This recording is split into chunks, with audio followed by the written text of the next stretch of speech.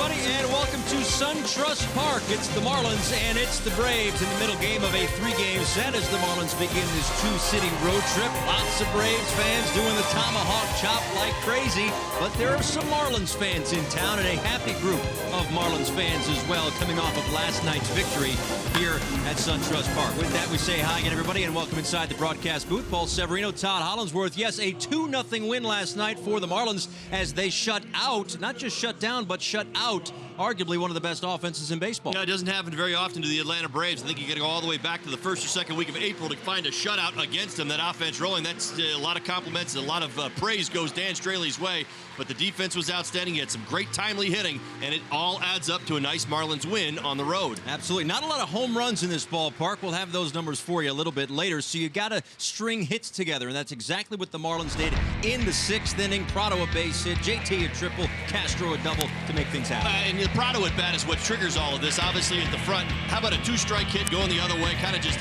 shortening up and putting the ball in play. Then you got JT Realmuto hitting a rocket off the wall in center field. Boy, has he been hot this year. So good to see playing off each other, and then the instant right there, instant results. You want to see it from Starlin a couple of times finding that dead spot in the defense. We talk about it all the time. It turned into a run-scoring double. So good to see. That's all the offense they needed because this team is pitching a little bit, and when they pitch, they got a chance to win a game. Yeah, Dan Straley was superb last night. Also had some terrific defense behind him as well. Brian Anderson continuing to impress out in right field, and Miguel Rojas at shortstop as well. Well, I'll tell you what, Brian Anderson has made playing right field, he's playing like a seasoned vet, a guy who's done it for years. Great route running, does a nice job cutting this ball off, and then look at this. Whoop!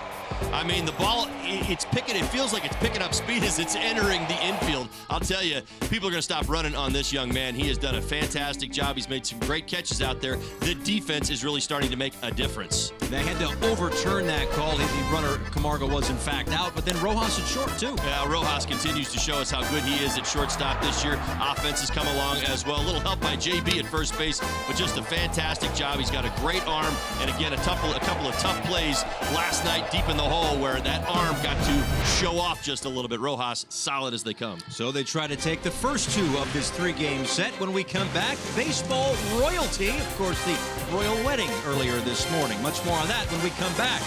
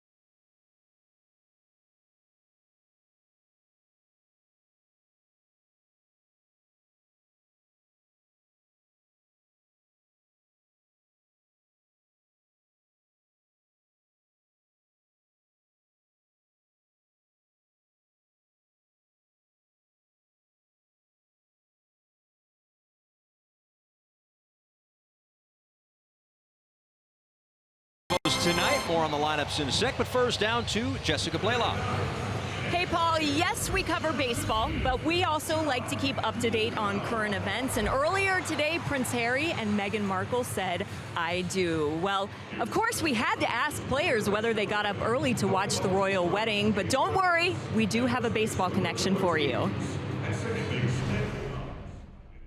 I'm not watching that.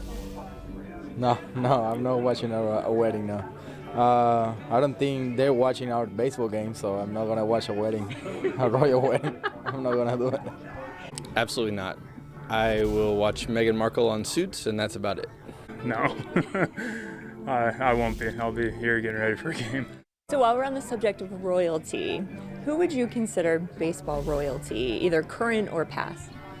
Well, current, I gotta say Mike Trout, because of what he's been doing his whole career and what he's done for baseball. I feel it's really special.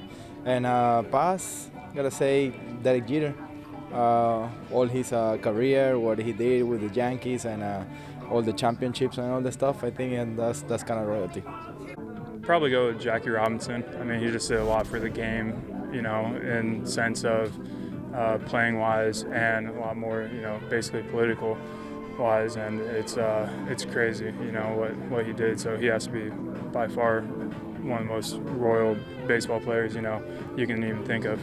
King Felix. I mean, you gotta think about just the nickname side of things, but baseball royalty. You know, it's Ruth, it's Aaron, it's Mays. Throw Jackie Robinson in there for the special things he did, and from a pitching side of things, I'll take Koufax over everybody. Miguel Rojas had the best answer. Just in case the royal family is streaming the Marlins game tonight, congratulations, Harry and Meghan. And just a reminder, baseball is heading to London next time for the first time ever. The Yankees and Red Sox going to play overseas. That will be the first Major League Baseball game played in Europe, so that is going to be a lot of fun. When we return, it is first pitch between the Marlins and the Braves. Miami took game one and will look to win the series tonight. Sean Newcombe on the mound for the Braves. Jose Urena will take the ball for the Marlins.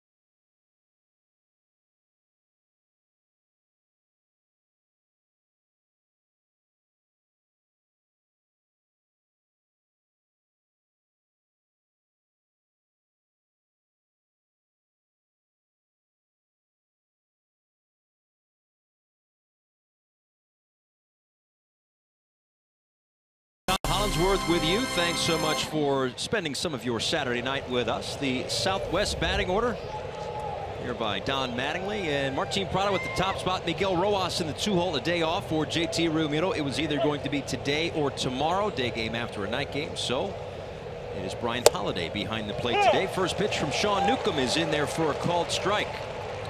So just like last night rather, Dan Straley facing the same team in back-to-back starts. Newcombe doing the exact same thing, along with Jose Urena, who we'll see in the bottom of the inning. 2 pitches, 2 strikes from the youngster who is currently on a roll right now, making his 9th start of the season, 20 consecutive scoreless innings. And then when I tell you about looking at the AutoNation scouting report early, I told you you're not allowed to do that. On the ground to third, that's Camargo, and there is 1 out. Go ahead, I didn't want to steal all your thunder. I think you were over just here looking. Some of it. Are you going through my notes? All right, let's go ahead and give you the AutoNation scouting report right now. Yeah, there it is, on a roll. Yeah, he is exactly that. How about this? In the month of May, he's got no ERA, 2 hits or less in his last 3 starts, 20 consecutive scoreless innings. He has been on fire. He is the only Braves pitcher in the last 110 seasons to allow 2 hits or less with no runs in 3 consecutive starts. That tells you how hot he is. All right, I think I may have found the hole. Sun No Trust Park, follow along. 2 starts here. He's been doing most of his great work on the road. He's got a 6.10 ERA in 2 starts here. That's the one thing that really stands out. He's obviously looking to improve upon that. But 2017, it was interesting. I found some evidence. He had an earned run. His earned run average is about a run higher at this ballpark. Last one is don't change a thing. Keep an eye on that tonight. He did this his last start against the Marlins. Doubled up on the changeup a number of times. Might be some patterns that this Marlins lineup might be able to pick up on. Miguel Rojas ahead in the count, 2 balls and no strikes. And the lefty misses low in the dirt, and it's 3-0. 0 for 2 last night for Rojas, but hitting .286 in May. And in his last 8 games against the Braves, 11 for 26. That's a .423 average as he takes a called strike on the outside corner.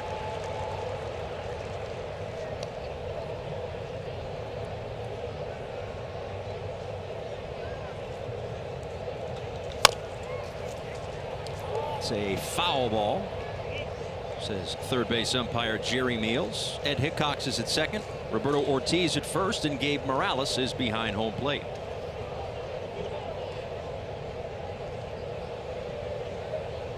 Well, the 20 consecutive scoreless innings, it all started on April 26th in Cincinnati. 1 scoreless frame before 7 scoreless and 2 hits against the New York Mets. Then 6 scoreless frames in each of his last 2 starts as Rojas dumps one into right field for a base hit. Let's go ahead and give you the Braves defensively for tonight's game, brought to you by Sylvester Comprehensive Cancer Center. Cunha Jr. gets the start in left field, Inciarte in center, Markakis in right. Camargo at third base tonight. Swanson back off the disabled list as at shortstop. Albies, Freeman, Suzuki behind the plate tonight for Newcombe.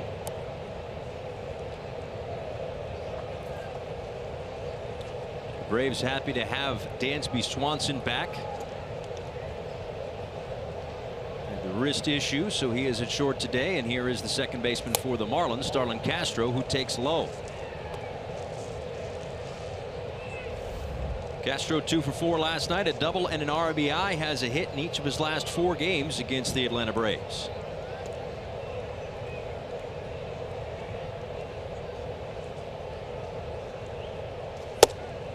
And Castro, like the rest of the National League, looking up at Braves right fielder Nick Markakis in terms of hits.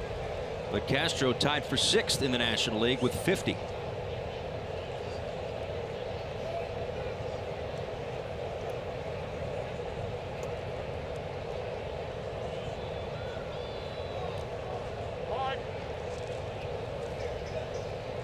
Don't expect the Marlins to run too much. They don't run too much anyway.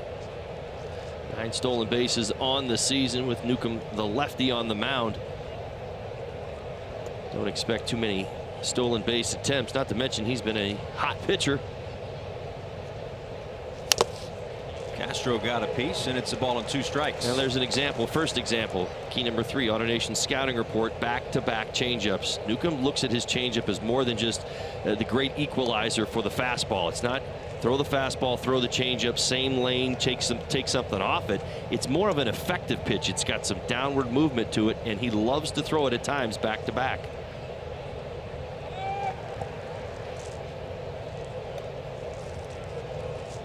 Well, the 20 consecutive scoreless inning streak for Sean Newcombe is the longest by a Braves pitcher since tomorrow's starter, Julio Teheran, at 23 straight scoreless innings in 2016.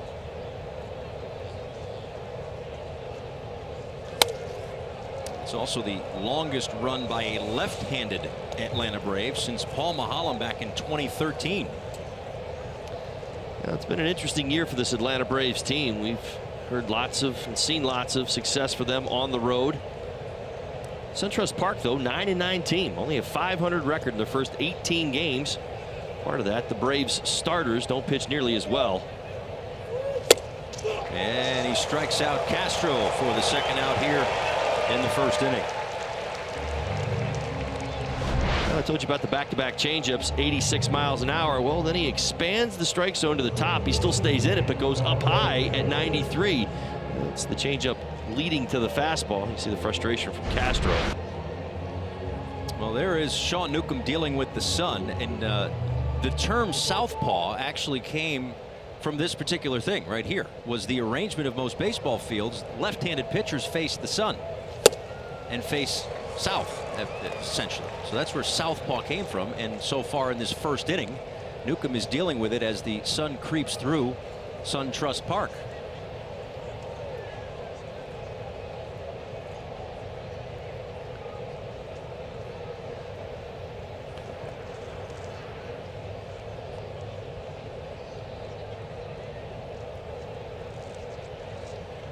Rojas on at first after the one-out base hit.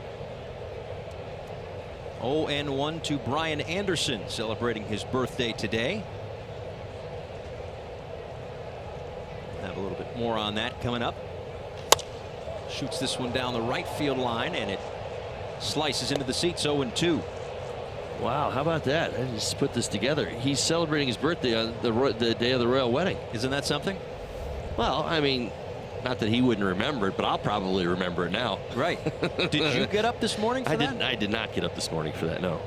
Now, if we were in Miami, I would absolutely admit to getting up with my wife, who certainly loves the Royals, and I would have. Very supportive husband, and would have gotten up and done that. But in Atlanta, no. Slept past my alarm. Was that because you were too busy watching all the pre-hype last night? No. Not even doing that, huh? No, I did watch a few shows on PBS, but they're more documentary type. Okay. Yeah, I didn't watch a single thing of it myself. Swing and a miss. As 2 strikeouts in the inning for Newcombe sets down the Marlins.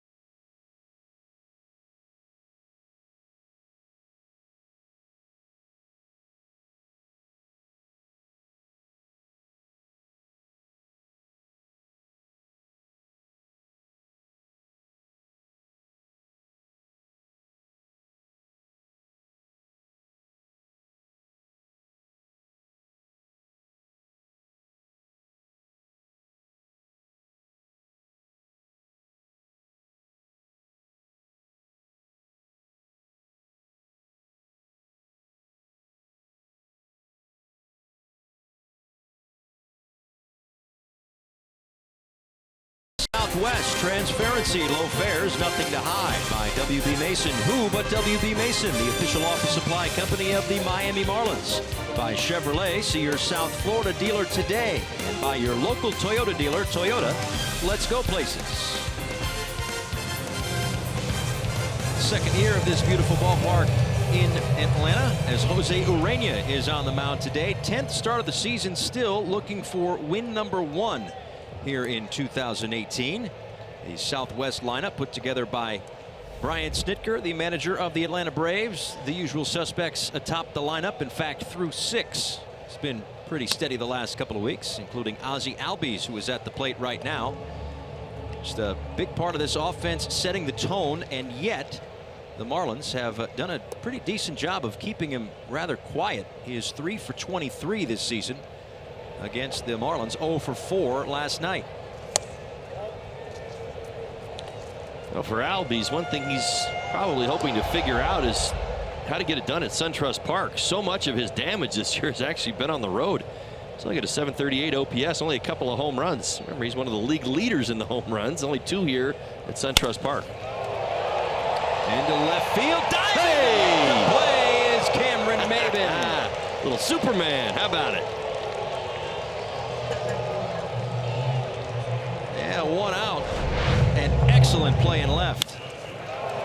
Great jump, battle in the sun. Yeah, that's right. Bonefish Grill, fresh catch of the day right out of the gate. First inning, first at bat for the Atlanta Braves. Albies line shot. Great read with the sun in his eyes. Full extension, little Superman at the finish. Well done. The outfield defense in this series has been spectacular so far. Only seen 10 innings. That's right.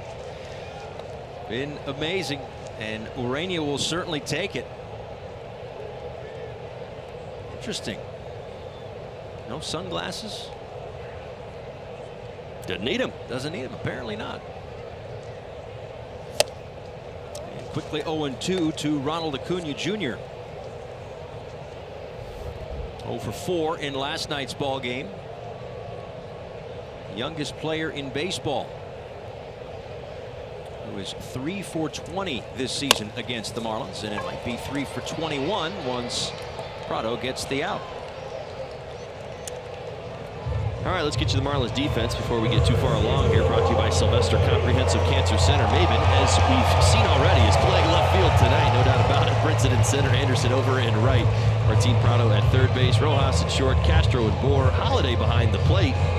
Urena on the mound. I think Cameron Maben bit his tongue while making that great play. I bit my lip while he made that great play. See? Yeah, I sure did. Either that or he had a tongue for lunch. I'm not quite sure what he's. Yeah.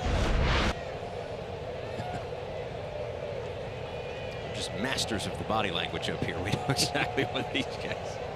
Freddie Freeman takes low, a ball and a strike. Freeman 0 for 3 last night. A nice job by Dan Straley and company to keep him quiet. 9 for 18 this season against the Marlins. Yeah, outstanding numbers. 0 for 3 last night, as you said. 1 walk. Did a nice job. 407 over his last 8 games, 3 home runs. Part of that goes all the way back to last weekend, and we certainly know what Freddie did in Miami.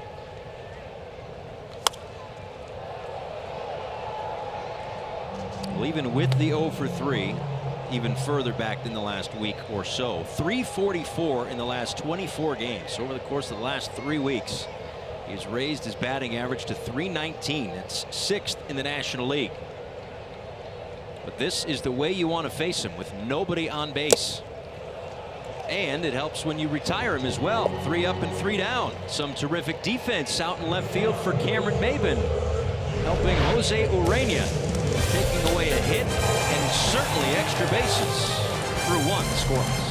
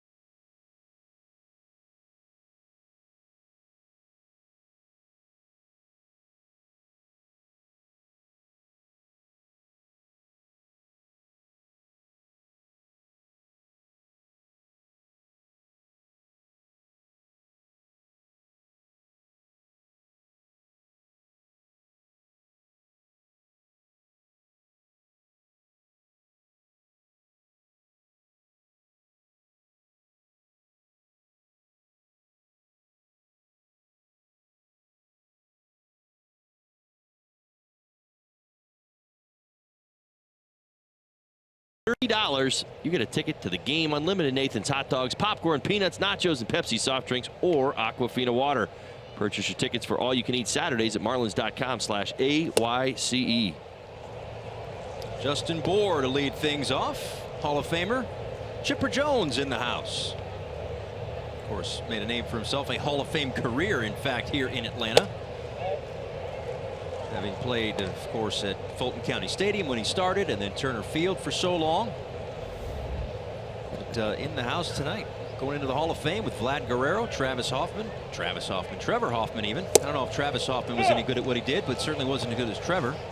And also Jim Thome in July. Let's see who Travis Hoffman is when I have a moment. 2-1 to Bohr.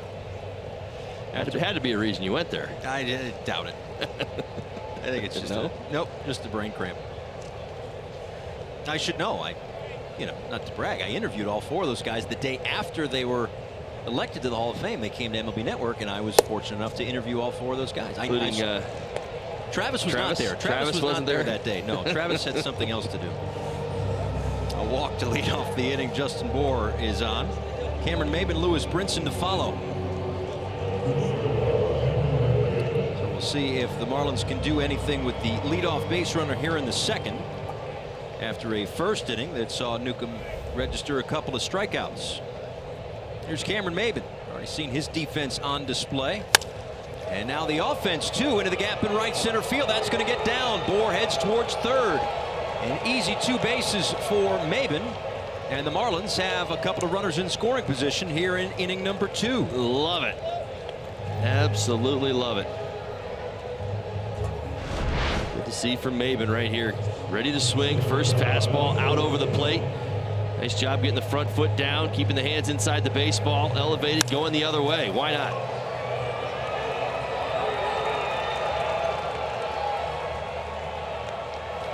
Justin Bohr hustling into third base.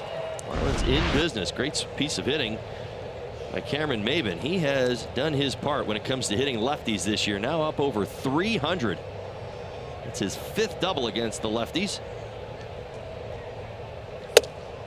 So a spot here for Lewis Brinson. Couple aboard, nobody out in the second as he takes a called strike. Maben, by the way, staying hot. Now 17 for his last 62 over his last 24 games, and that at bat.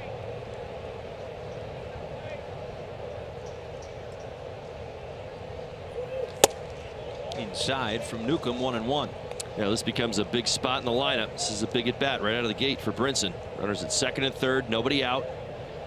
Playing modified in on the corners, playing back up the middle, giving up the run. So what does that tell you? Contact will get the job done.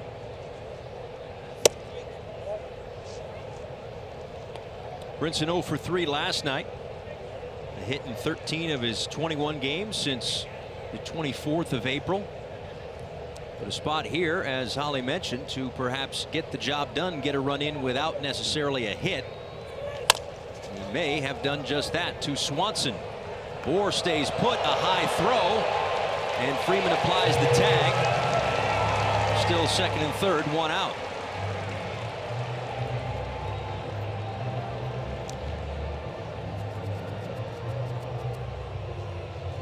Now the big guy at third base has got to have the read he wants in order to break. I think with the infield back that he probably would be going. You see, he freezes on the read, so he's got to read it. That's his read. You may understand that, the play is on, infield's back, what you want to do. But as a base runner, you're taught if you don't have that break and that first step down the third base line, you can't go. Here's Brian Holliday, and Holliday with a ground ball to Swanson. This will get the run home. An RBI ground out for Brian Holliday. Yeah, there you go. You needed some production in the consecutive scoreless inning streak for Newcombe. Nice job by Holliday. Hard contact back through the middle, gets it done.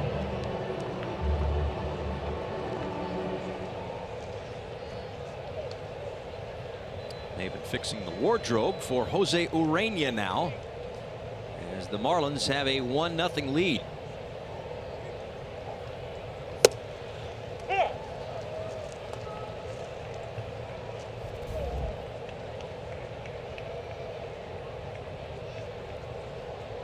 been a lack of run support this year for Jose Urena. So to have a lead early in this ball game, obviously it's only 1-0, and obviously it's only the second inning, a long way to go. But that has been one of the reasons why Urena is still without a victory this year. It has probably little to do with how he's pitched as much as it has to do with the run support. But a run in the second inning. It's 1-0 Miami.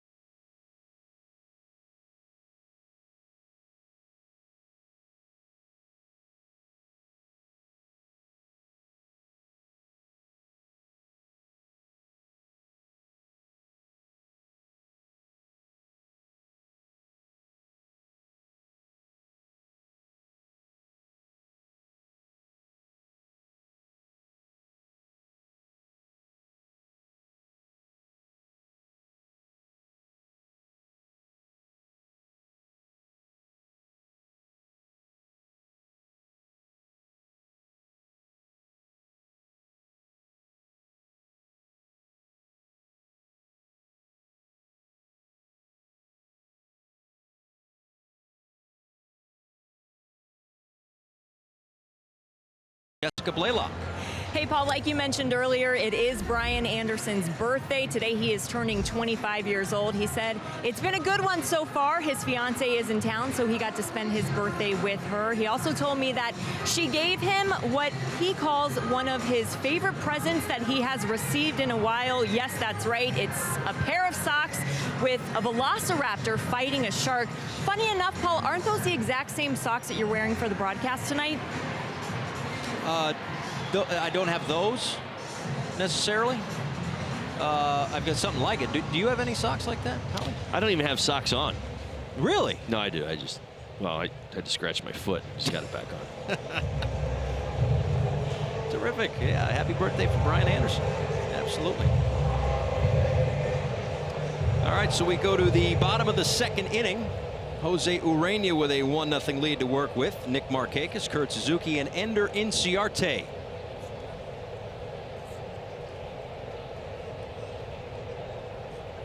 A fantastic first inning for Urena. Great start to this game.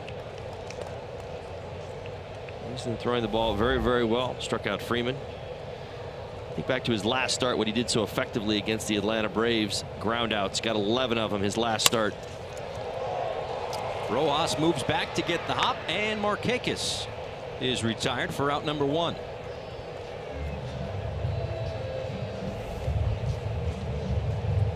Wei-Yin Chen, Julio Teheran tomorrow. Did not see Julio Teheran in that 4-game series in Miami. Pregame show is on at 1 o'clock, and then the first pitch at 1:35 tomorrow.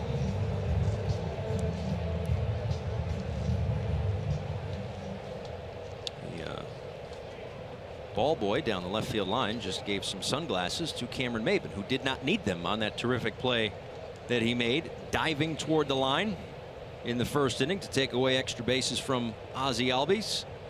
But he's got him now. Sun going down. Still a tough sun field out there in left. Now, Suzuki won for his last 19. He does have some numbers against Urena, including a home run.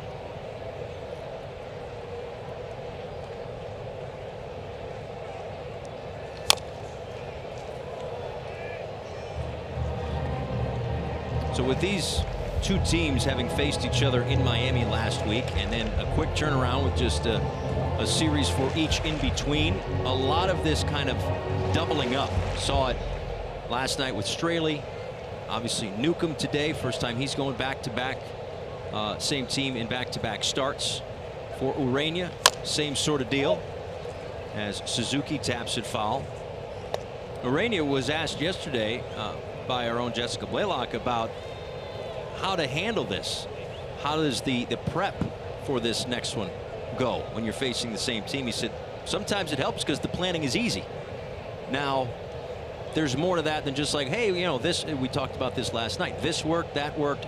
That doesn't necessarily mean it's automatically going to work again tonight. Well, it's not an overhaul. I mean, what do we know about Urania? He's got a live arm, 96, 97 on the fastball. He's got a good changeup and slider, certainly very big pitches for his arsenal. Now, he may go to one secondary pitch more than the other tonight based on results and the ability to switch, much like Dan Straley did last night. Remember, his splits in that last start were about even, 24-27. Last night, it was a heavy usage of the slider, very little changeup. On the ground, Prado gobbles it up, and Suzuki is retired. 2 away. Hey Marlins fans, now you can stream games live on your mobile device with Fox Sports Go, presented by T-Mobile. Download the app and take Fox Sports Florida and Marlins baseball wherever you go.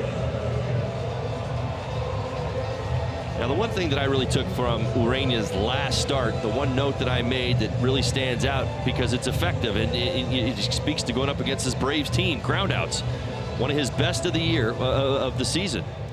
6 innings and 11 groundouts. That's a great job. No home runs on the ground. We talk about this stuff all the time. When you're doing that, you're going to get good results.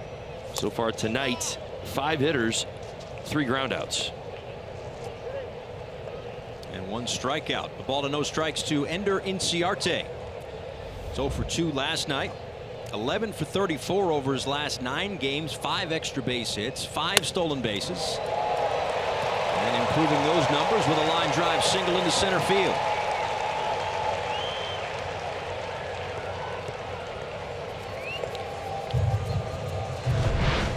Yeah, this is the one side of the plate when you talk Urania you probably are most concerned with. The lefties have done some damage against him this year. That pitch up, line back through the middle.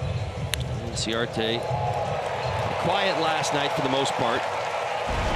Base hit and at bat number 1, he is definitely a threat to go. 18 stolen bases on the season, 21 attempts. And now 6 for 17 in his career against Jose Urania. And they'll keep a close eye on Inciarte.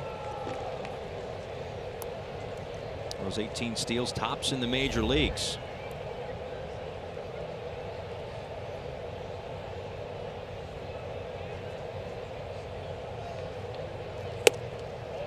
Camargo at third tonight. He had played a lot at shortstop in the absence of Dansby Swanson.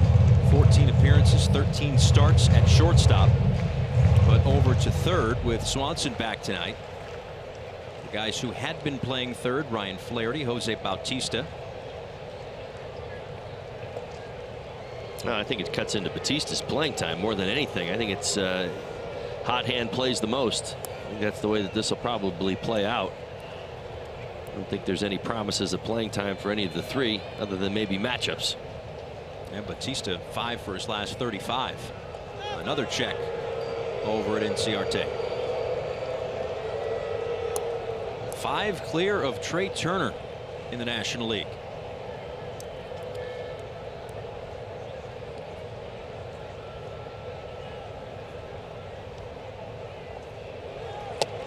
And the throw down to second is right on the money. Brian Anderson, or Brian Holiday rather, does it again. An excellent throw. Well, both Bryans have good arms. That much we know. What a weapon behind the plate Holiday is. I'll tell you what. He has been so good this year throwing out base runners. Right on the bag on one hop. The Braves are not going to challenge the call, so the inning is over. Another caught stealing. 1-0 Marlins.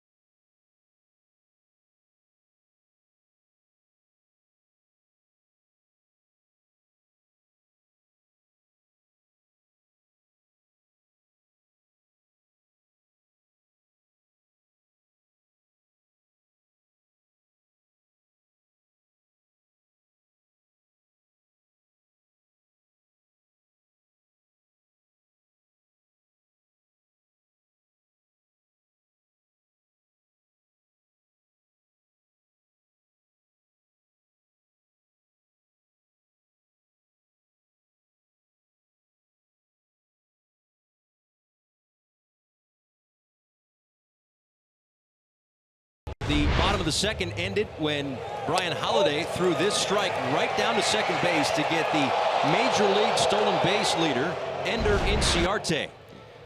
Martin Prado to lead things off. It's the top of the order. Prado, Rojas, and Castro. You know, I talked to Brian Schneider before the game today. I said, what do you like about Brian Holiday? He said, I love his work ethic. He's putting in all the work that you have to put in when you're not playing every day.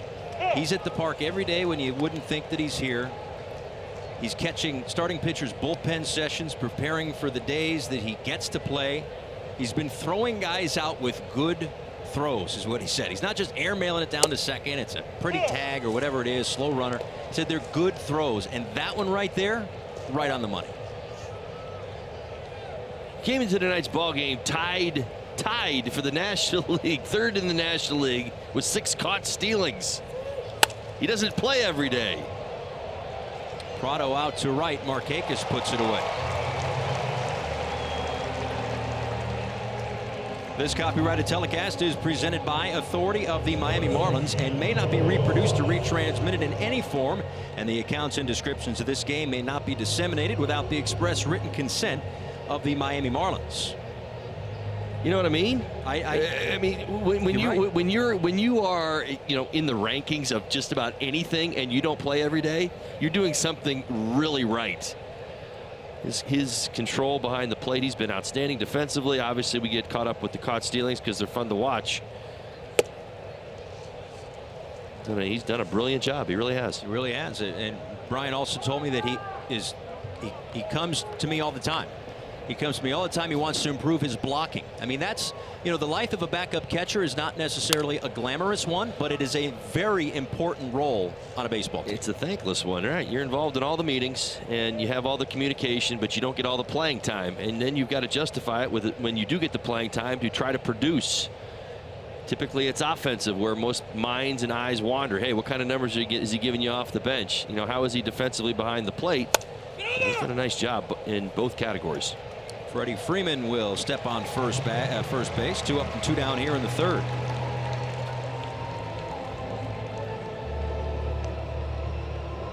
Well, the reason why Holiday is playing tonight and JT Realmuto figures to play tomorrow, Don Mattingly just like the matchups a little bit better for both guys. And so far, it's worked out, both offensively as the RBI ground out for Holiday and the caught stealing. I'm starting to think Mattingly knows what he's doing. That's good communication. At the same time, I mean, speaking, you know, I played 12 years, my last 4 years, you know, as a backup outfielder / backup first baseman. And the best, you know, the really good managers, the guys that I played for that did a nice job with their entire roster, understood this principle. You can't just stick your backups with all the tough ones. You've got to give them the opportunity to play sometimes at night, sometimes, you know, 3rd and 4th starters. Now, that's not the case tonight with Holiday, but understanding that certainly helps the depth of your team. You've got to have your bench players feel as important and as successful as your starters because they're important pieces all season long. 2 balls and a strike to Castro. There was a time I was coming back and the dynamic in LA had changed, and I was in a little bit more of a 4th outfielder role a few years into my career in LA. And Gary Sheffield had come up to me and he said, and he was kidding with me at the time. Of course, I didn't know. It was one of the first times I'd talked to him. And he basically told me I was going to be getting every start when all the number 1s were going. You'll be getting all the number 1s. And I looked at him. I'm like, I hope you're kidding, right? And he just started laughing at me. He goes, no, I got you. Don't worry. You get yours. Good luck with that. What happened here? Slipped. All right. He definitely wasn't aiming there. Yeah, I don't think so.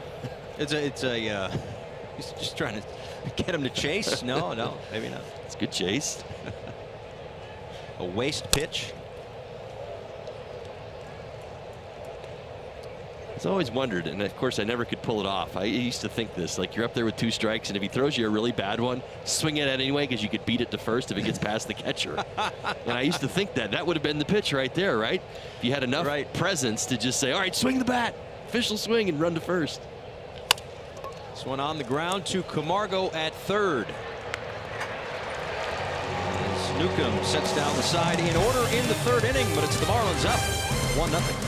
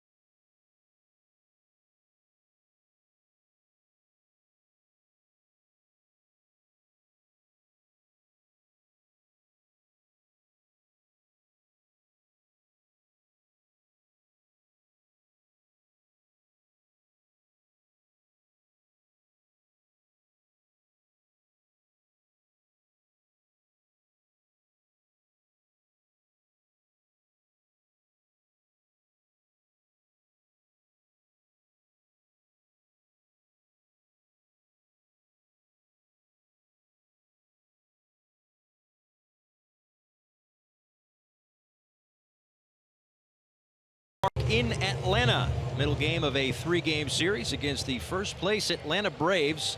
At least at the start of play, the Philadelphia Phillies won, so now they are even atop the National League East for the moment. As Yohan Camargo back into the box. He was at the plate when Ender Inciarte was caught stealing to end the second.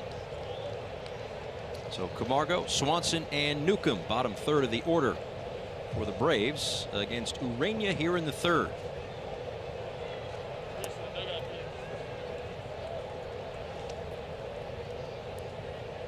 Identical 26 and 17 records for the Braves and the Phillies as Camargo fouls this one off down the left field line. I'll tell you, in the early going, and again, it is still really early in this major league season, the Atlanta Braves are going to have to figure out how to play at home. I mean, just kind of speaking on a more national perspective, you know, if the Atlanta Braves are going to contend in this division, this National League East, take full advantage of their ballpark. They have not done that yet this year.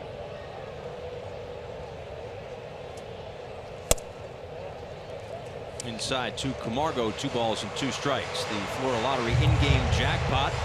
Well, they've had only 19 chances to figure out this home park for them in its second year of existence.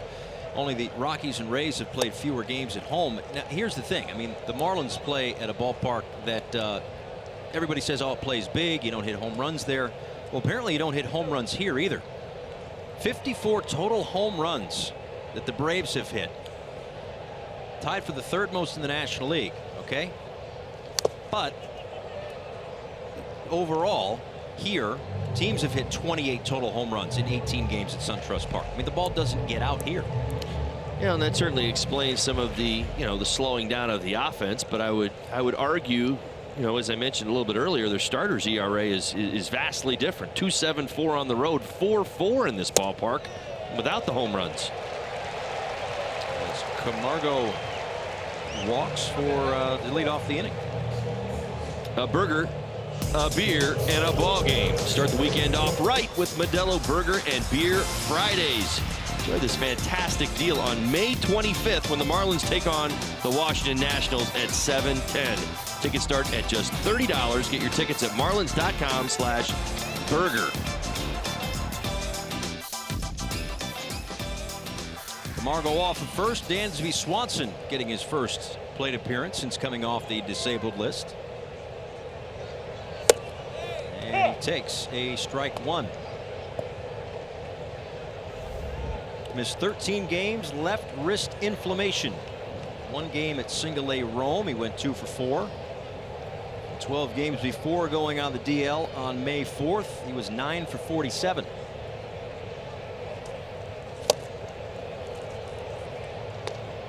But his season numbers at .289, a couple of home runs, 13 RBIs this year for a 24-year-old who is from nearby Marietta, like 10 minutes away nearby.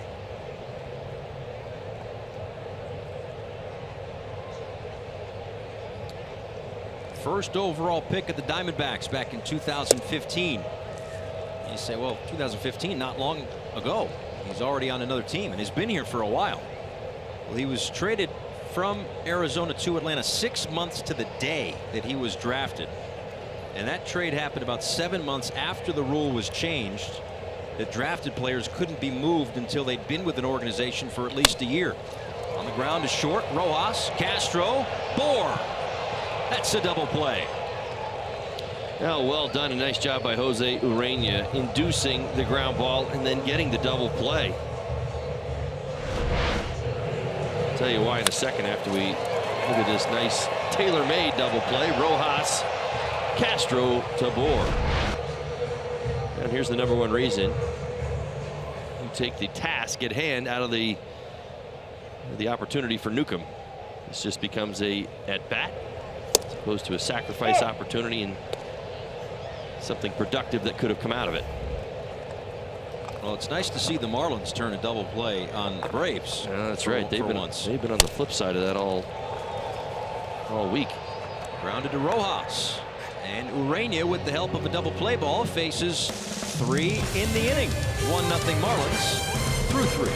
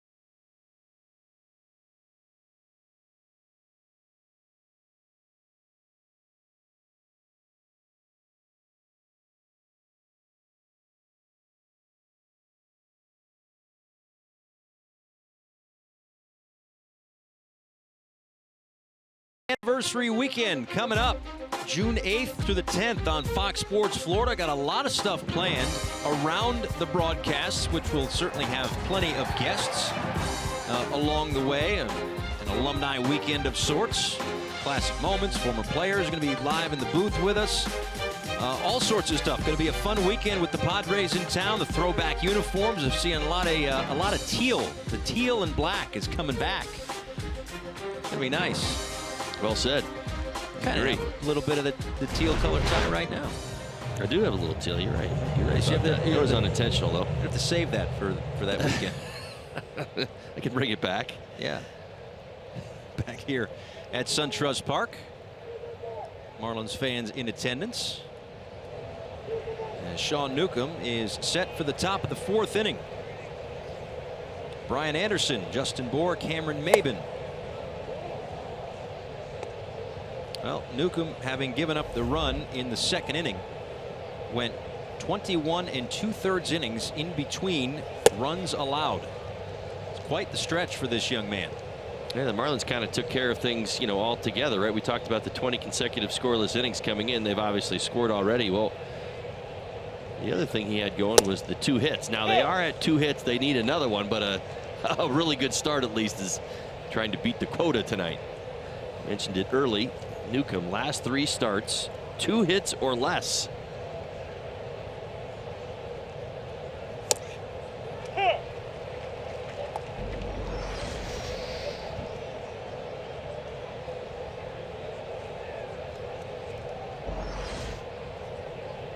Two balls and 2 strikes to Brian Anderson to lead off the 4th.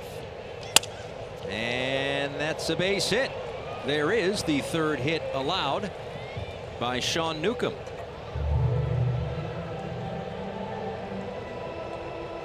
FPL is proud to support our first responders in good weather and bad. See how at FPL.com. A base hit for the birthday boy, and the Marlins have a runner on here in the 4th inning. So Brian Anderson taking on Sean Newcombe, presented to you by AARP. Now 4 for 7 with a double. That's right. Last start, the one in which Newcombe only gave up 1 hit. VA had the only hit.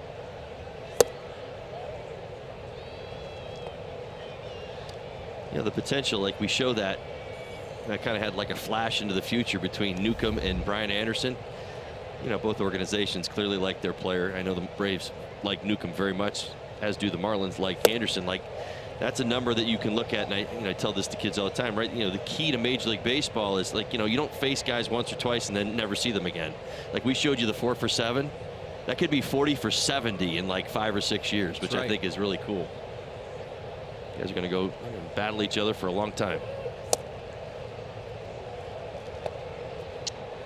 Well, JB a walk his first time up. No surprise there. So .233 batting average against lefties this year. Hasn't homered yet, but a .377 on base percentage. That was his 12th walk against the left-handed pitchers. Well, just on the whole, 15 walks in May. Second in baseball to Mike Trout, who's got 18.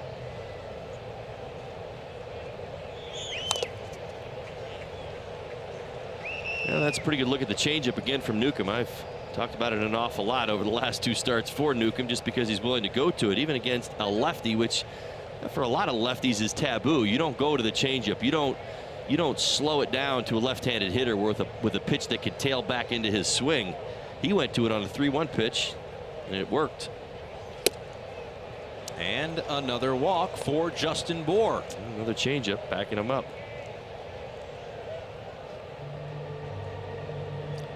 So 2 on and nobody out here in the 4th inning for Cameron Maben, who had a hard hit double back in the 2nd.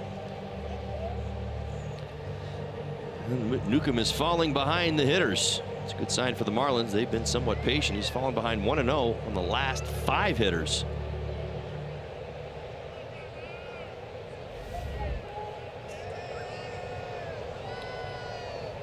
Maben not playing every day, but when he does, again, he has made it count. Has with that double, 17 for his last 62. Takes low.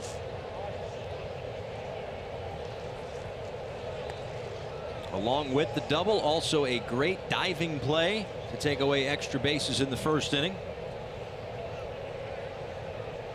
from Ozzie Albies, who has been just an absolute force in the first innings this year.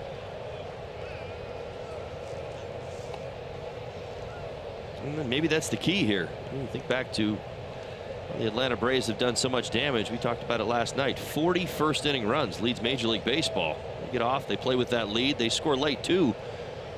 The Marlins over the last 2 games have been very good at keeping them down.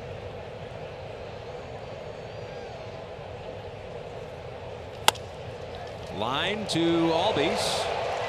Runners retreat, 1 away. Now another quality at bat by Maven. Hard hit ball right at Albies. Good base, good job on the bases.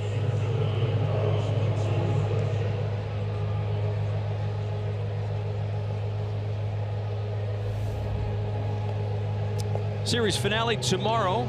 Coverage starts with Marlins Live pregame show presented to you by your South Florida Honda dealers at 1 o'clock. Craig Minervini, Jeff Nelson in studio to preview the matchup of Wei-Yin Chen and Julio Teheran. First look at essentially the ace of this Atlanta Braves staff. Has been kind of the mainstay in that rotation with a lot of youngsters around him. Obviously Newcombe here and Mike Soroka, who we saw in Miami last week, who's currently on the disabled list right now. But Teheran has been kind of the Braves guy for the last number of seasons. So our first look at him in 2018. Upstairs to Brinson. The ball and strike. Brinson grounded out to shortstop back in the second inning.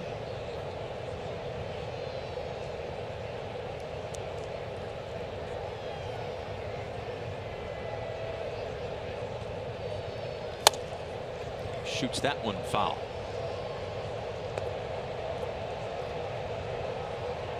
Brinson had an out last night that was clocked at over 100 miles an hour with the exit velocity. He talked after the game on Thursday against the Dodgers about how he's feels like he's putting together some more quality at bats. He feels as though things are going to start to turn around for him. Floated down the right field line and into the seats. It remains a ball and 2 strikes. It's really been all about the attitude for this young man, and that's why Don Mattingly continues to put him in the lineup on a daily basis.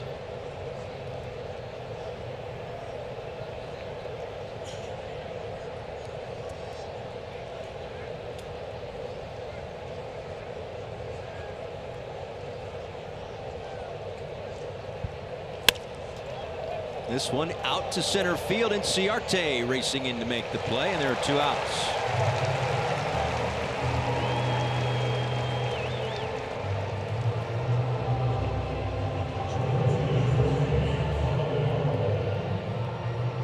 Newcombe working in this inning. Pitch count up to 65 with 2 on and 2 out in the 4th.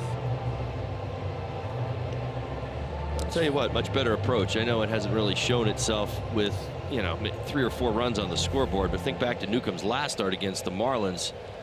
He was dominant. Gave up a hit to Anderson. That was about it. Not a whole lot to look at. Not a whole lot of hard contact. That has been a little bit different here today. It's been a better approach. And we've talked about this an awful lot, how the Marlins at times bounce back very, very well. They kind of learn from what they see, and you're seeing that tonight. Well, Newcombe said after the game against the Marlins on Sunday that a year ago that game probably gets away from him. Actually, his manager Brian Snitker said that of Newcombe, a youngster who is growing and figures to be a big part of this Braves rotation going forward. Originally a 15th overall pick by the Angels, but traded to the Braves in the deal that sent Andrelton Simmons out to Anaheim.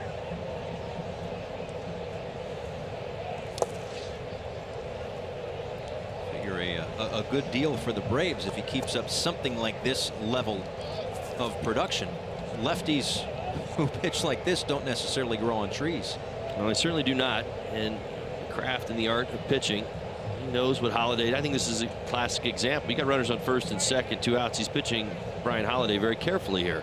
Now, Holliday hit the ball very hard, drove in a run.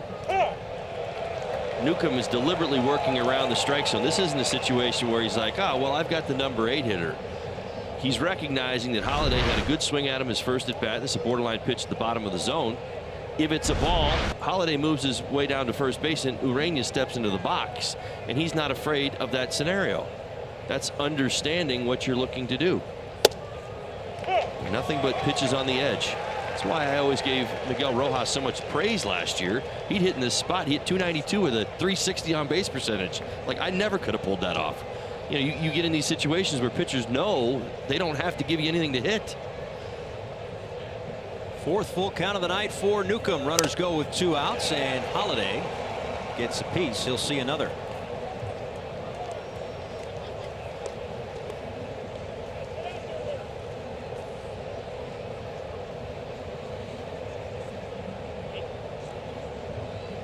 Holliday with the RBI ground out back in the 2nd inning that got the Marlins on the board.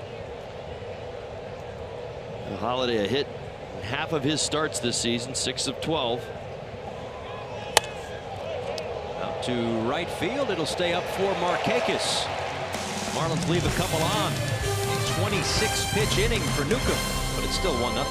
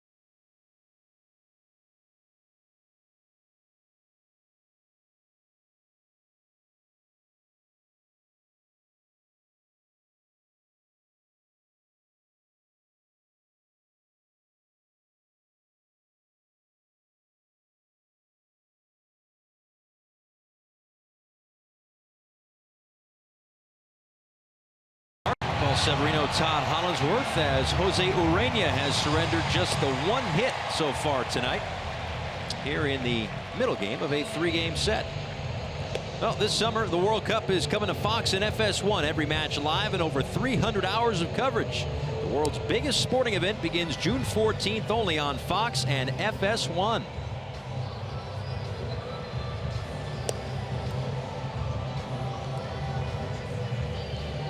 Urena in search of his first win in 2018. He has certainly pitched like he wants it. Now, again, people at home rolling their eyes. Wins aren't everything. I get it. But when it's mid-May and you still don't have that column filled out, I'm not saying he's keeping himself up at night thinking about it, but I'm sure, especially with the way that he has pitched as of late,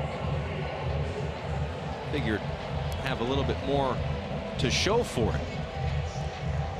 Started the season a 5.88 ERA over his first 5 starts, 2.84 ERA in his last 4 as Albies bunts and fouls it back. 0-1. Top of the order for the Braves. Albies, Acuna Jr. and Freddie Freeman here in the 4th inning. He's faced 9 and retired 9 one way or the other, whether it be with a caught stealing or a double play, but faced the minimum. And this one out to left field. Albies will test Maben again. This one's slightly easier than the diving play toward the line that Maben made in the first, but an out nonetheless. 1 away in the 4th.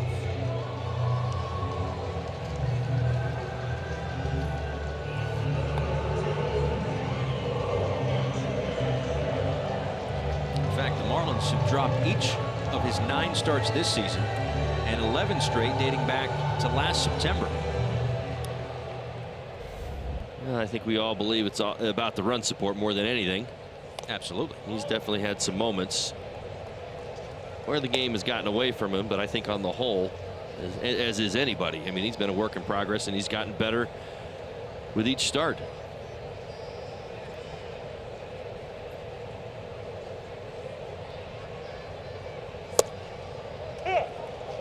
Low strike to Acuna Jr., who grounded out to Prado back in the first inning.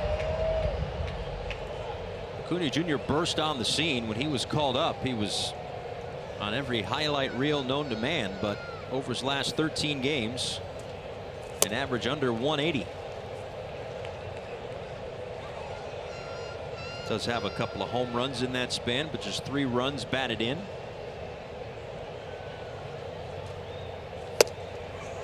And a called strike 3. Second strikeout tonight for Urania. A real effective changeup there, even up in the zone. And you wanted no part of it. Well, much like the first inning, this is how you want to face Freddie Freeman. Nobody on and 2 out. Yeah, give yourself an out. Walk isn't a bad thing.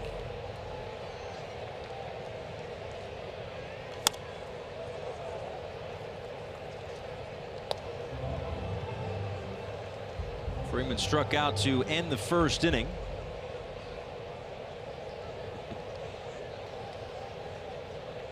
As the Marlins implement the shift on Freddie Freeman.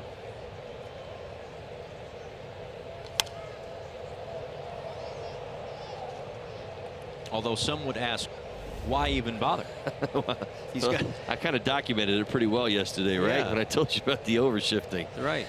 Highest slugging percentage against the shift since the start of 2016. 577 entering yesterday. Well, he has one of the highest weighted on base averages as well. I mean, even this year, I think it's well over 400. Of course, taking into consideration last night, I have to go back and add a little bit to the numbers. But going into last night, it was 424. I mean, that's a guy who's willing to take a pitch and go the other way.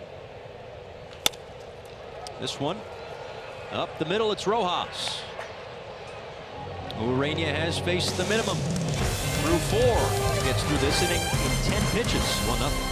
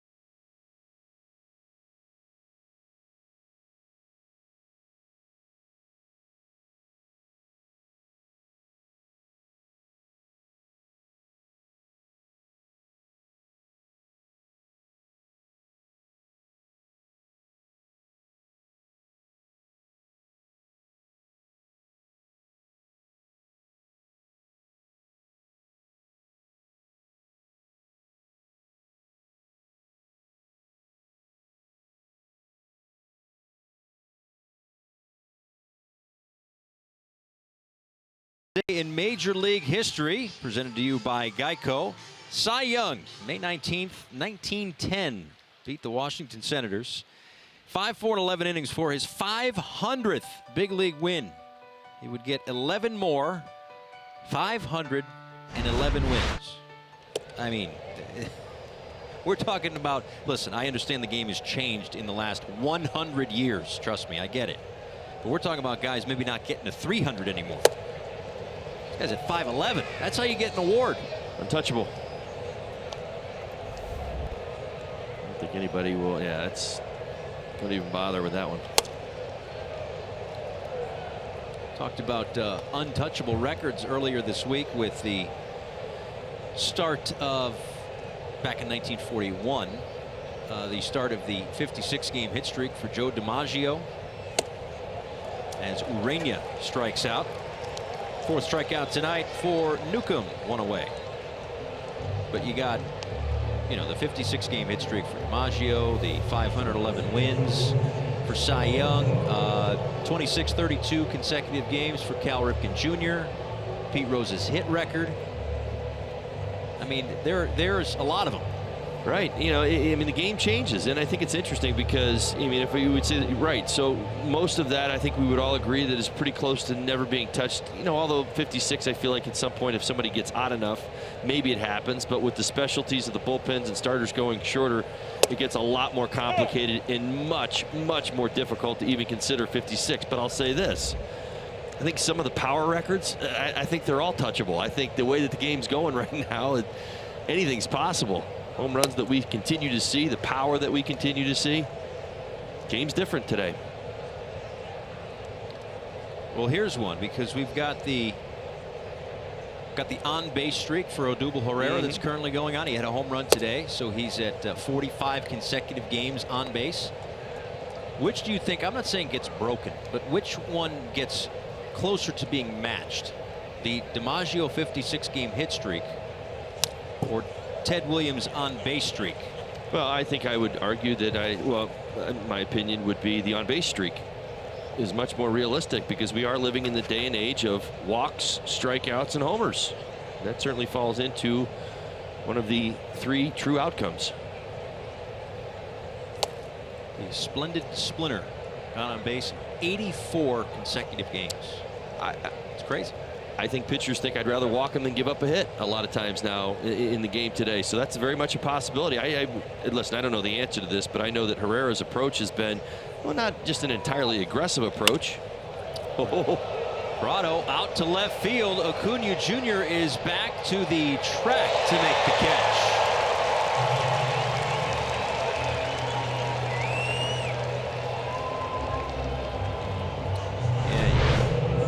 You got to crush it to get out of this yard. Yeah, well, that's documented. You were already touching on that a little earlier. Prado really feels like he got a pretty good swing at this, and he did. He's frustrated.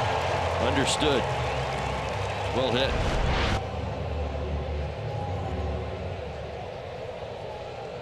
Okay, I think I only gave about half the story on the home runs, so I'll do it again. 28 total home runs in 18 games at SunTrust Park this season.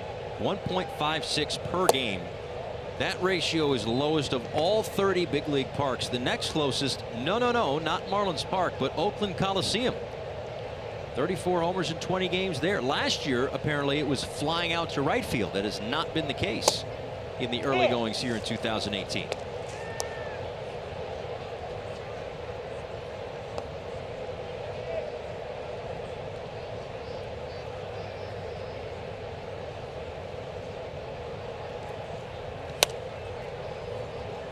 Third time through the order for the Marlins. And our Toyota trend today, facing pitchers for a third time. Great stuff. It's good to see. 327 batting average third time through. Now it happens less and less in the game. I mean, I think that's kind of what we're getting at here. If the guy's out there a third time, what does that also tell you? He's getting tired. He's getting tired. The Marlins also strike out the fewest in baseball third time through. 3 up, 3 down in the 5th.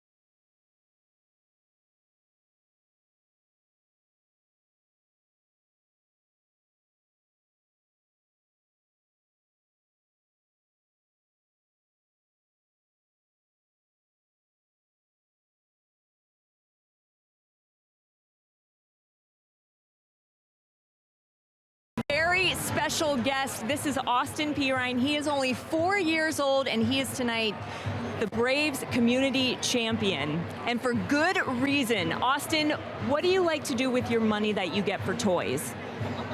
Feed the homeless and get chicken sandwiches. He takes his money that he gets for toys, and instead of buying toys, he buys chicken sandwiches to feed the homeless. Now, Austin, you had a chance to hang out with Braves players earlier today. What did you get from those players? Gloves and bat. And you look like you had so much fun. Now, you have a very important message that you're trying to spread to everyone. What do you want to tell everybody that's watching? Even if you help one person, you made a difference, and don't forget to show love. Don't forget to show love, guys. That's the message that 4-year-old Austin is trying to spread. I can't think of a better one. Jessica, thank you so much. 4 years old. That young man is beyond his years. Show love, no doubt about it. Talk about this all the time. Wow. Well, he is a great example of what we need more of in our world and certainly in our country. That is fantastic. 4 years old with the with the heart of a middle-aged person right now. I mean, that is terrific stuff. Braves doing a great job honoring him today. His family and friends with him as well. Terrific. Certainly a reflection of his family as well for a young man to think so much about other people at 4 years old, as Nick Markakis with a base hit through the right side to lead things off here in the 5th. Never seems like anybody keeps Markakis down long. 3 hits last night, first hit tonight. Hard ground ball through the right side. Number 60 on the season for Markakis. What a season he has had. I'll tell you what, it's hard. It's the way he's going, it's going to be hard to keep him off the All-Star team. He's kind of been my guy, like, yeah, but you know, look at this guy's numbers, and he's never been to the All-Star game. Right. It's he had a 3-hit game last night, as you mentioned. 31st 3-hit game since the start of 2016. And as the Braves point out in their game notes today, last night got him up to 2,111 hits.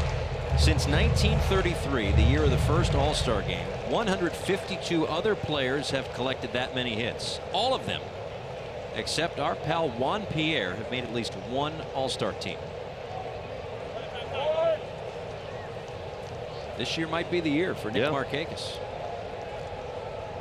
The last year of a 4-year contract with the Atlanta Braves, showing that there is still plenty left in the tank. Ball and no strikes to Kurt Suzuki, who grounded out to third back in the second inning. Spins away from that one, 2-0.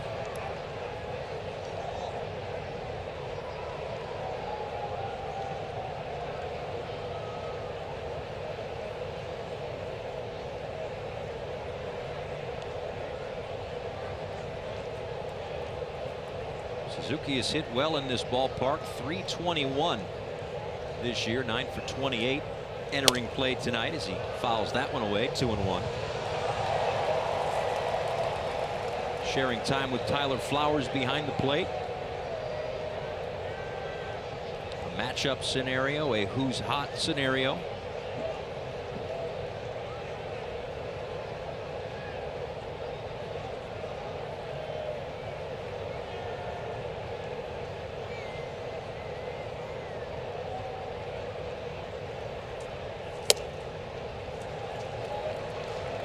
Suzuki was hot for a 19-game span. He was 23 for 68. That's a .338 average. Since that stretch, 1 hit his last 20 at-bats.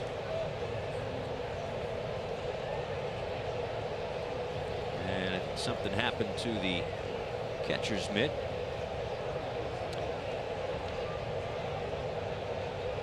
That's why they always carry a backup. I'm guessing the webbing probably broke a lace.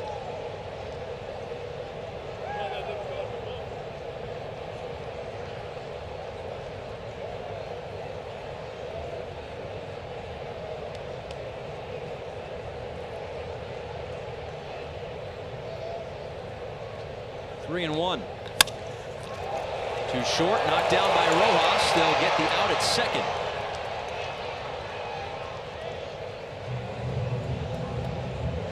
Well, a hot shot at Rojas, able to get one, get the lead runner. Most important one. You got Suzuki running now at first base. Kind of a bit of a bad hop. Came up and caught him on the letters, able to get a quick throw off to Castro.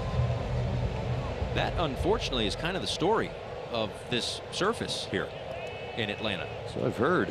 In the year plus at SunTrust Park, a lot of folks around here not in love, infielders that is, not in love with the playing surface from what I've heard. Apparently it wasn't that great at Turner either. This one gets past Bohr, and the glove flip, and Urania gets run into by Inciarte as this one goes into foul ground. Inciarte to second, and over to third goes Suzuki.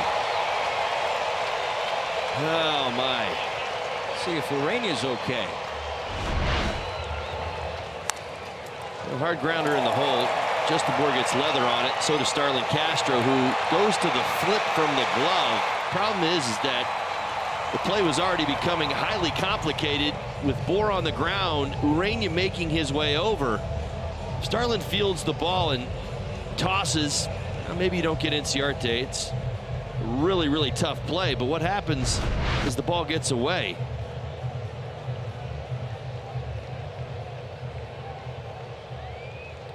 That'll be a single for Inciarte and an E4 on Starlin Castro. And the Marlins will play the infield in for Johan Camargo. And unfortunately, it looked like a glancing blow, if anything, from our angle. Watching from up here in the broadcast booth, it looked like Inciarte ran into Urania. May not have. So that's certainly a good thing. And for the first time tonight, Atlanta has a runner in scoring position. Last night they were 0 for 4 in situations like this. They left 5 men on base. Blocked by Holiday.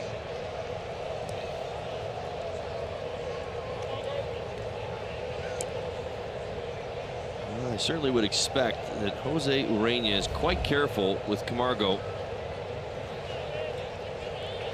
I know his average on the season is down. See the OPS at 718.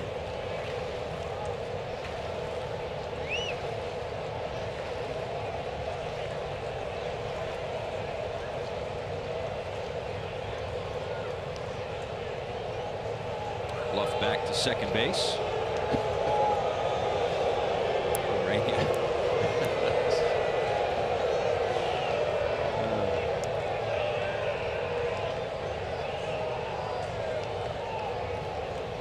Inciarte off of second, and Suzuki away from third.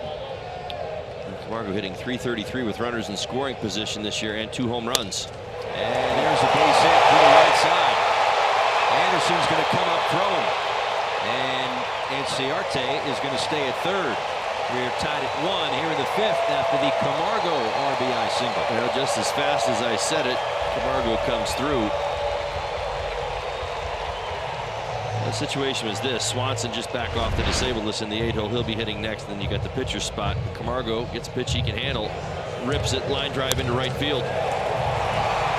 Without a base hit. And no doubt some respect from Ron Washington at third base on Brian Anderson's arm. So Juan Nieves out to talk to Jose Urania, who had thrown 45 pitches in the first 4 innings.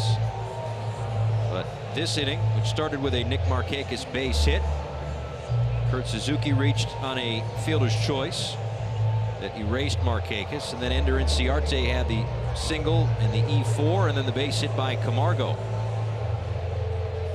So Urania has thrown just 13 pitches in this inning, but the Braves, a quick strike offense, have evened things up and threatened with runners on the corners and 1 out.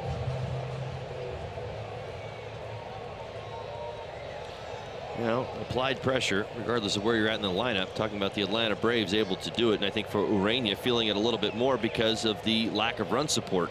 He certainly understands that Marlins have not scored a whole lot for him this season. Wants to keep things in check. Swanson lays down the squeeze. Throw comes home. Not in time.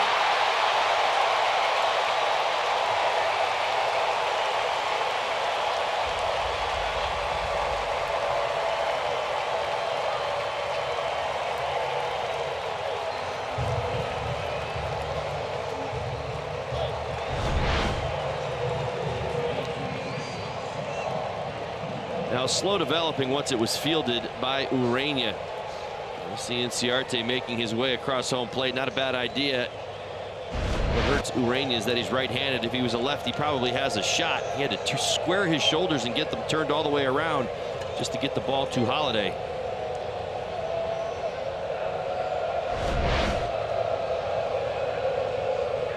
Yeah, this is a safety squeeze. This wasn't a full-on go until the ball was down. Then you see Inciarte break towards home. And Newcombe lays down the bunt. Holiday will throw to first and get the second out of the inning.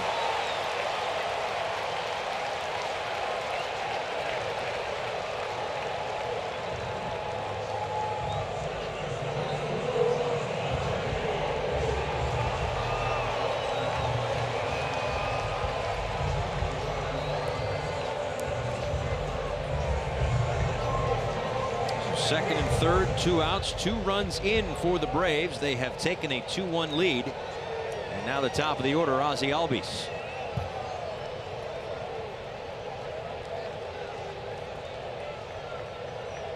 Oh for 2 tonight. Line drive, base hit, right field. That'll score 1. That will score 2. Bohr cuts it off, throws to second, and they get him. But 2 runs come in. And the Braves put 4 runs on the board in the 5th. They lead it by 3.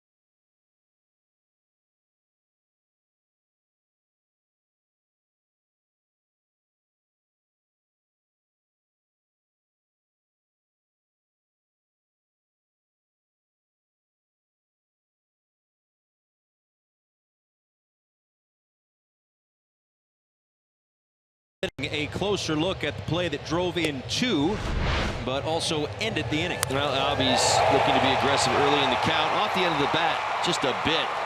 That second hop kind of keeps Brian Anderson deep in right field. So you're running with 2 outs, but a nice job by Justin Bohr. This is where the tough part of this play starts to happen. Strong throw by Anderson. Watch Justin Bohr here. Nice job cutting it. Throws off line. Has to throw off his heels. Good throw to second base, and job by Rojas keeping the tag on Albies. 4 spot nonetheless.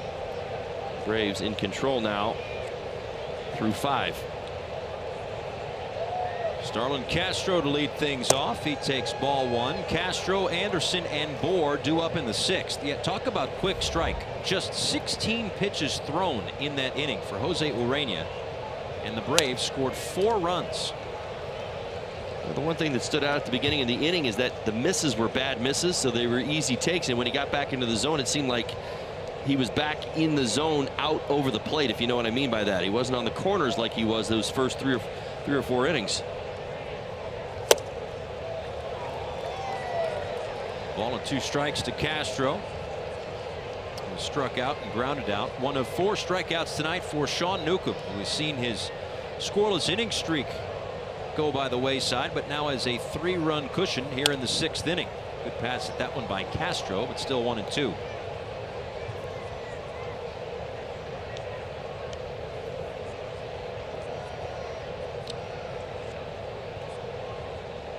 Well, that's pretty much the difference in this ball game through 5 innings. Atlanta Braves took full advantage of their hits, their bunts. Right center field, Markakis back to the track. He and Inciarte run into one another. The ball was caught by Markakis. Everybody seems to be all right. 1 away. Now, that's a classic example where I'm sure both guys were communicating. Inciarte was trying to take over, but Markakis didn't hear him. He's been out in right field his whole career. He certainly knows. Nothing out of Markakis' mouth. I'm sure Inciarte was calling it. Just a hip check. No big deal. Yeah, you certainly don't want to lose either one of those players for the Atlanta Braves. Chop to short, and that one's going to get through. Another hit for Brian Anderson. As Swanson was swung around to cover the 5.5 hole, a little bit closer to third base. He had a long way to go to get to it. And for Anderson, that's his 2nd hit of the night. You see the shift. As you mentioned, the 5-5 hole. That's what Tony Gwynn used to call it. Playing over towards third base. So a gaping hole back through the middle. As soon as he clears the pitcher, Newcombe, baseball's on its way into center field. Now, 11th multi-hit game of the season for Anderson. Now 5 for 8 against Newcombe in his career. Here's Bohr. Takes upstairs. Justin Bohr has walked a couple of times tonight, adding to his NL lead in the month of May. Up to 16 this month.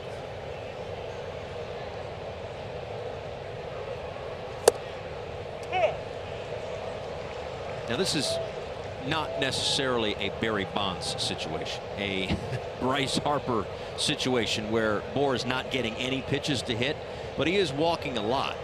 And the thing about it is that you've got to exhibit some patience, but then at the same time, when you get your pitch to hit, make it count. And he's also done that this month too. Well, and I think there's a couple things that go on here. You know, not only is he the #1 power threat in the Marlins lineup. Lined out to center. Ciarte. Good swing of the bat. Justin Bohr. He's not the fleetest of foot. A lot of times what a pitcher will consider under certain circumstances, if I walk him, he's a station-to-station guy anyway. I think part of that plays into some of what he has to deal with. Of course, a lot of it is he's got a very keen eye. I mean, he sees the strike zone very well, doesn't expand the zone very often. Very disciplined hitter. That is the majority. I just do think there's the instances where pitchers have, I'm not going to mess with this guy who's got 9 home runs this year, who hits lefties and righties as well. You know, there is a healthy respect there as well. Cameron Maben taps it foul. Maben a double in the 2nd and a line drive in the 4th. He's hit the ball hard twice tonight. He's been doing that quite a bit lately. And he's hit the Braves this season as well, to the tune of a .273 average.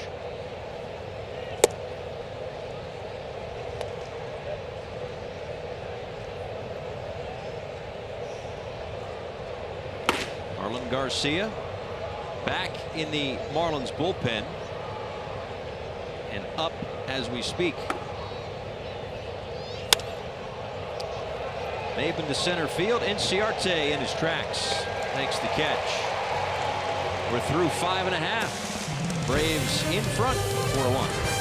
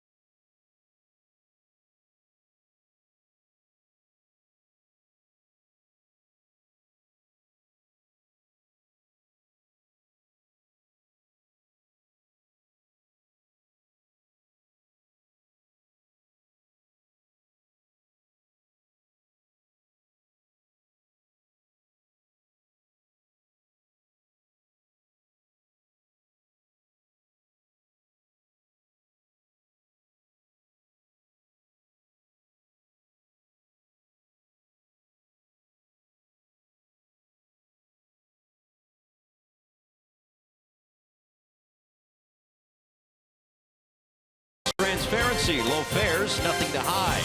Cleveland Clinic, stiff joints, aches and pains. Trust Cleveland Clinic, Florida, the #1 orthopedic care in Florida. And by the Lincoln Spring Sales Event, drive into spring in a new Lincoln. Nice night here at the ballpark, SunTrust Park in Atlanta. 86 degrees at first pitch. Jose Urena back out for the 6th inning after having given up 4 runs, all of which earned in the bottom of the 5th inning. Did so on just 16 pitches. Ron Washington, third base coach. Always a smile on his face.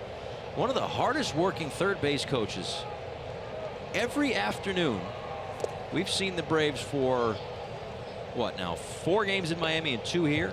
We get here, we take the bus, 2:30 bus. We're here in the ballpark, 3 o'clock. 4 hours before the game. He's out there working up a sweat, hitting fungos from about 15 feet away. Yeah, he's got a pupil. Infielders. He's got a pupil every day. I've picked up on what he's doing. He's got some short glove work that they do, a little short drill, where he hits the ball into the glove and they work on short hops, forehands and backhands, and it's good. It's interesting because I've watched it every day now, and it's a new student every day. Yeah, good stuff. Yeah. They'll also use, and not just the Braves, but other infielders will use it too, kind of like that. It's like a ping pong paddle kind of glove. Got no pocket. Yeah. Help to use 2 hands. Yeah, one of the best in the game. 2 of the best in the game in the same building. Bone, Perry Hill. We're talking him up so nice, and he can't even go make that play. Come on now. Come on, Ronnie. Let's go, baby. He's the teacher, not the student. There you go. That one was coming in hot off the bat of Ronald Acuna Jr. After him, Freddie Freeman, Nick Markakis here in the 6th inning. Just inside, count runs full. Of course, the game is judged in the run column, but boy, has Urena been efficient tonight. 66 pitches here into the 6th inning. Right center field, Anderson leaping in, makes the catch. My goodness. Another night, another stellar play in right field by Brian Anderson. Yeah, I'm not even surprised anymore. Young man, he's upgraded his game. Sometimes I feel I get a little too excited up here, a little over the top. You know, now I kind of expect it. Yeah, I'm just kidding. Great catch. Once again, great route. Puts himself in position to have a little leap. Sometimes that baseball is a little higher than you anticipate when you get to the point where the ball is crossing over your head and you got a little extension left in you.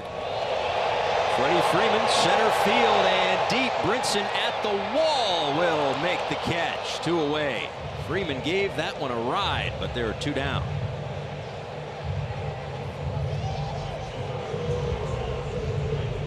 FPL is proud to support our first responders in good weather and bad. See how at FPL.com. Well, between Acuna Jr. and Freeman, certainly giving Anderson and Brinson a run for their money. Now Nick Markakis. That's 750 feet worth of outs. And early on in the ball game, Urena outstanding at keeping the ball on the ground. I had him through 4 innings, 7 ground outs. Outstanding stuff. Late, ball in the air just a bit more. Probably a reflection of where his pitch location has been.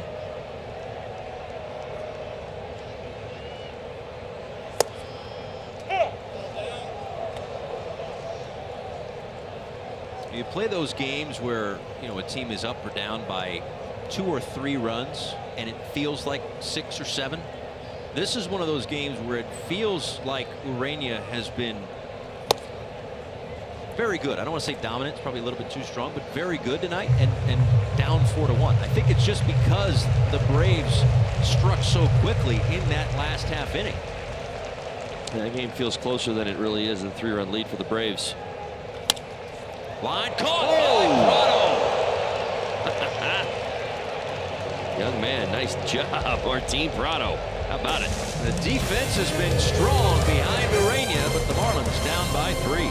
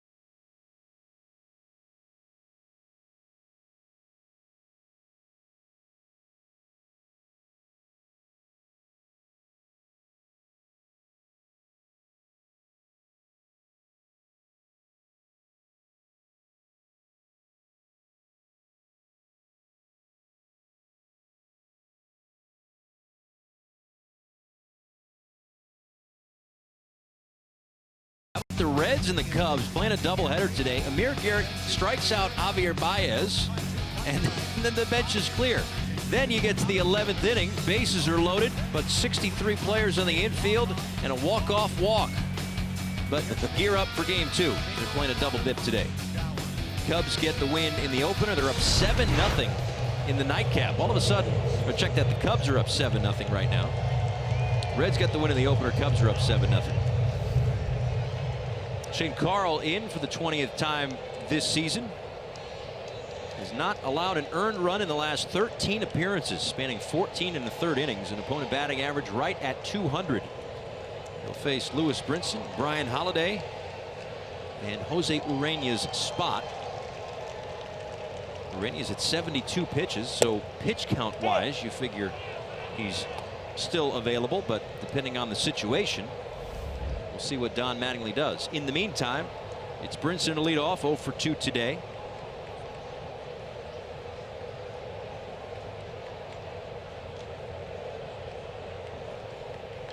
And Brinson, a hard hit ball, but on the backhand, Swanson takes away a base hit. 1 away.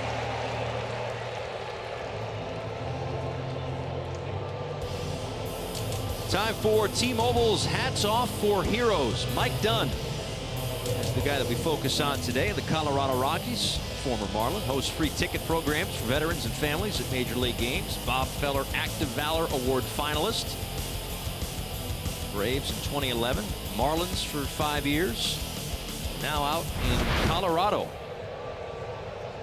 Rockies, by the way, speaking of Colorado, can jump into first place in the National League West with the Diamondbacks scuffling. The Rockies playing later tonight.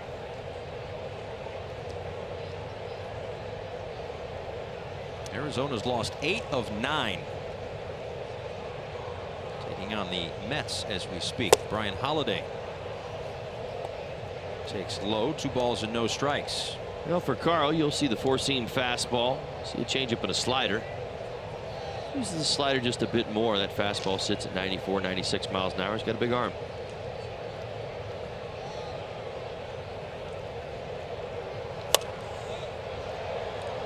Derek Dietrich has moved into the on-deck circle.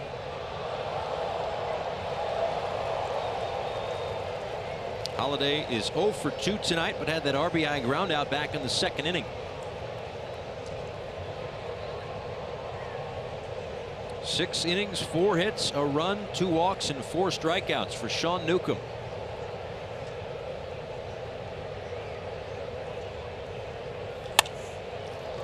Holiday to right field. Markakis, 2nd time tonight, he's lined out to right field, 2 away. I'll tell you what. A game and a half here at SunTrust. I know it's in, we're in our 2nd year here, but I'd be willing to bet, I'll just speak on behalf of the hitters, this place stinks. How many line drive outs have we seen to the outfielders? Some deep fly balls by both teams, all kind of hanging up. It's definitely humid here in Atlanta. But the contact has been pretty solid through the first couple of games. There hasn't been very many runs scored. That's right. Well, Derek Dietrich didn't get like a different haircut or something. He was in the on-deck circle, and then after the out, pulled back so that J.B. Shuck could pinch hit. J.B. Shuck has a hit in 5 of 6 career games against Atlanta, and chops this one to first. Might have blown a tire there. Either way, 1 pitch, and he is retired. We are through 6½. It is a 4-1 lead for Atlanta.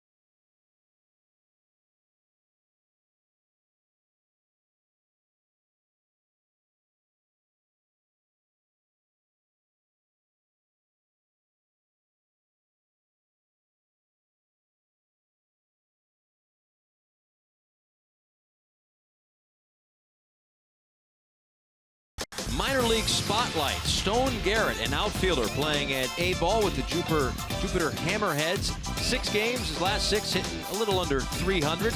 Last season, though, 24 doubles, 3rd of all Marlins minor leaguers. First round pick, 7th overall back in 2016. More and more we see this. There's an awful lot of emerging talent in the farm system. That's good to see. Talk about depth of an organization has to start from the roots of its way to the major league level. So Harlan Garcia out of the bullpen. That's where he started the season before mixing in a few starts. He was very good to begin the year as a starting pitcher, but in an effort to manage the innings a little bit, Don Mattingly, the coaching staff, the organization, saying we're going to put him in the bullpen for now. We're going to give him some clean innings, which he gets right here in the 7th inning. He'll face Kurt Suzuki, Ender Inciarte, and Johan Camargo. But not necessarily in these, mop-up situations and not down at AAA. Keep him competitive. That's, what they have said for how they're going to treat Harlan Garcia. Try to keep him, quote-unquote, stretched out. It means I can throw 7 innings a night out of the bullpen. But just manage the innings a little bit as Suzuki sends this one to deep left field. Maben is back at the wall, and that one is gone. So a home run for Kurt Suzuki. And the Braves have a 5-1 lead. Well, just as soon as the ranting and raving about how SunTrust gives up no home runs or is taking hits away from the hitters, Kurt Suzuki gets into one. His 6th home run on the season.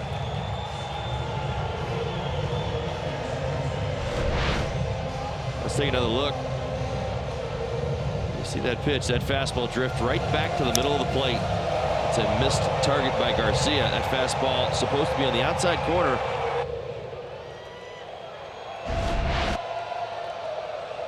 Braves up 5-1. Another home run for Kurt Suzuki. That one misses outside. Now 6 home runs inside the top 10 among catchers in the major leagues. And the 7th home run allowed by Garcia this month alone. Ender Inciarte fights one off over left field for a base hit.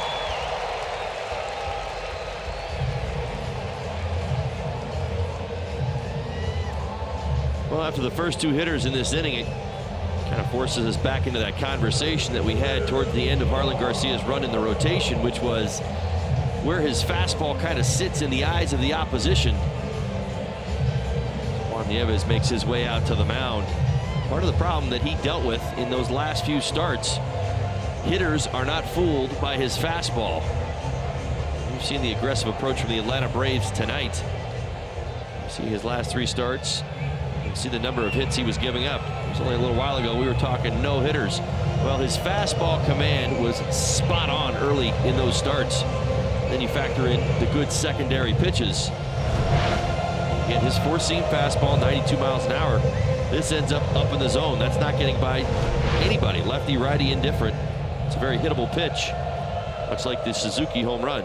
Garcia is going to have to find that fastball command again.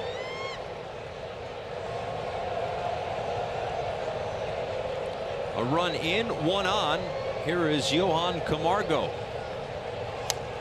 Fouls that one straight back. Off that brick wall and all the way back out to the mound. 0-1. Camargo an RBI single in the 5th inning. The 4-run 5th inning for the Atlanta Braves.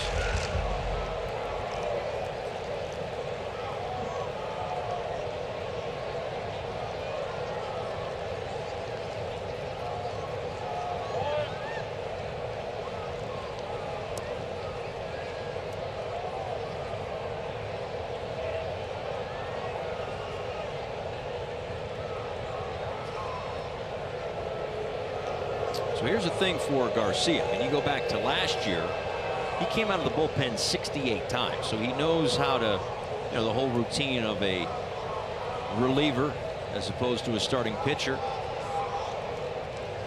Throwing whatever it is, 9, 12, 15 pitches to get ready. I think going forward, probably the plan is to have him be for the long term, not just 2018, which sounds like he'll get back into the rotation at some point, but to be a starting pitcher.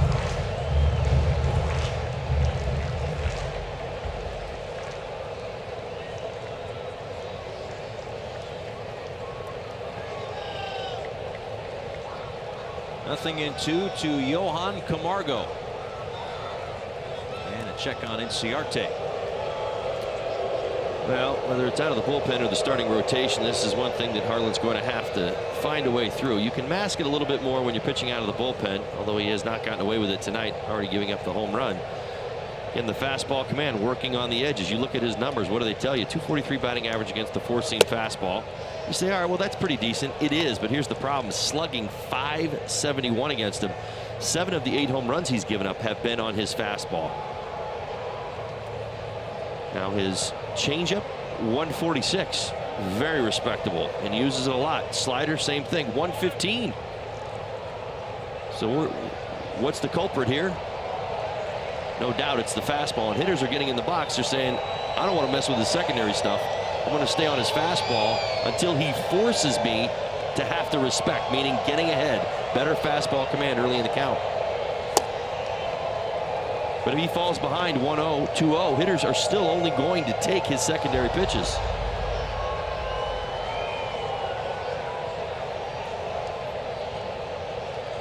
Greeted rudely here in the 7th inning. A leadoff home run for Kurt Suzuki and a base hit for Ender Inciarte, who takes his lead off first base.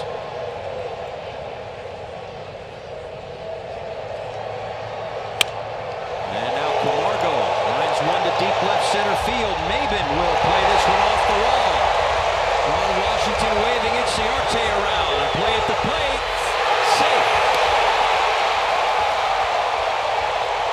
An RBI double for Johan Camargo, and it's now 6-1 Atlanta. Well, Camargo stays hot, particularly with runners in scoring position. He's done it well all season long. Second hit tonight with a runner in scoring position. Inciarte, how about the same slide at home? Gets him in under the tag. Second time tonight. Check that on the runners in scoring position. Inciarte was moving with the pitch just underneath the tag. Little Holiday.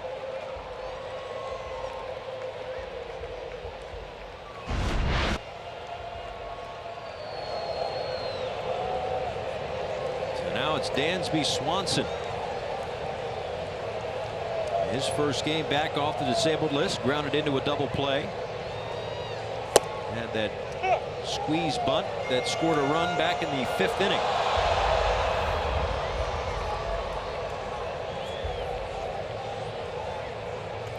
Charlie Culberson has moved into the on-deck circle for the Braves. With the pitcher spot due up next.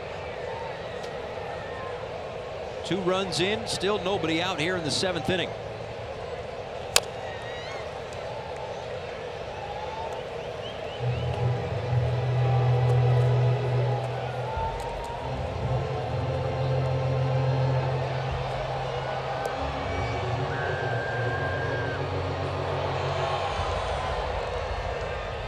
First full season last year for Swanson, 144 games. He hit .232, 23 doubles, 6 homers, 51 RBIs.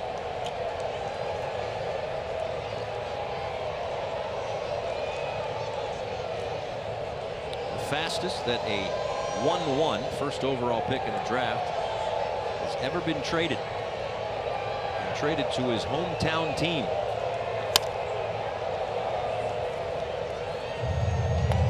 Would have to imagine that there's a certain level of pressure in doing that, especially since you don't have to go that far. I mean, he's been here for what, a year and a half now, something in that range.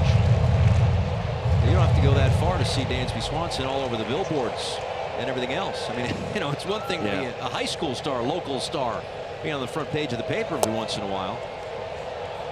Now, it's going to be a pretty good challenge for him. You know, if you go back to last season, you know, you think about his struggles. I also think he didn't have you know, sometimes the necessary complementary parts to alleviate the pressure of a young player. Now he does. You know, Albies is getting an awful lot of attention. Obviously, you got Freeman over at first base. Cunha in left. Makes life a little simpler for the young man. I find that with young players, you either have to have a group of young players or a lot of key veterans. You can grow up the young guys if there's a lot of veterans on a team, and you can grow up the young guys if there's other young guys.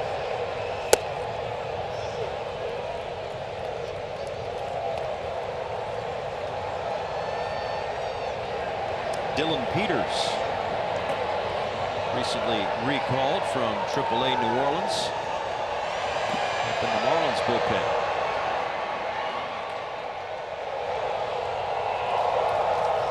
Two balls and 2 strikes. 2 runs home for Atlanta here in the 7th inning.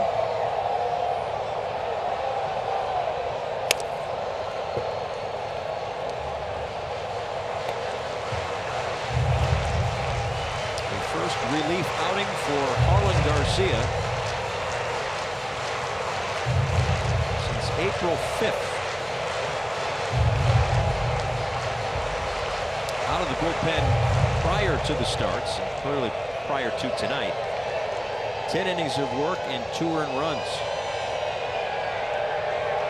And Swanson lines one left center field. Maben will get there to make the catch, and back to second goes Camargo.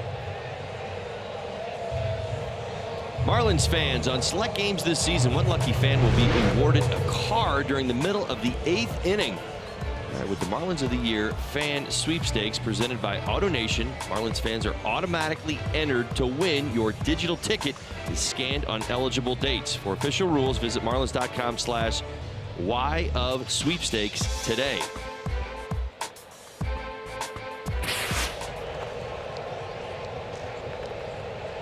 Charlie Culberson off the bench for the Braves, hitting in the number 9 spot. Takes ball 1.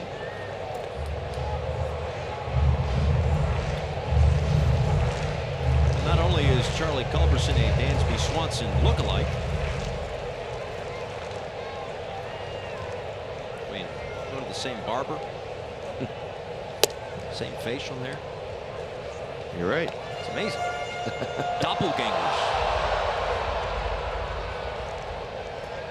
2 for 13 as a pinch hitter with 7 strikeouts off the bench for Brian Snitker's Atlanta Braves. As Garcia tries to limit the damage here in the 7th inning.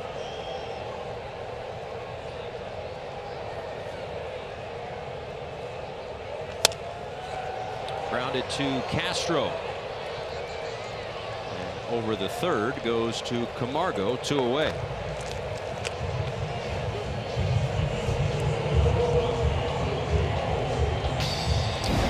For the Toyota inside look. This is a Braves team that is hard to stick a fork in them. Let's put it that way. With 2 strikes, they are the National League leader with runners in scoring position. With 2 strikes and 2 outs, the National League leader in average, runners in scoring position, slugging percentage, and RBIs. This is a tough team to put away. You're absolutely right.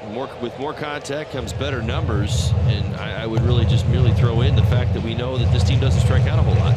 It's pretty impressive. You know, you get the combination of a young, athletic, powerful team, and we get to say about them that they don't strike out very much. It's a pretty lethal combination. Albies from the right side takes outside, 2 balls and no strikes, and that's a credit to Kevin Seitzer.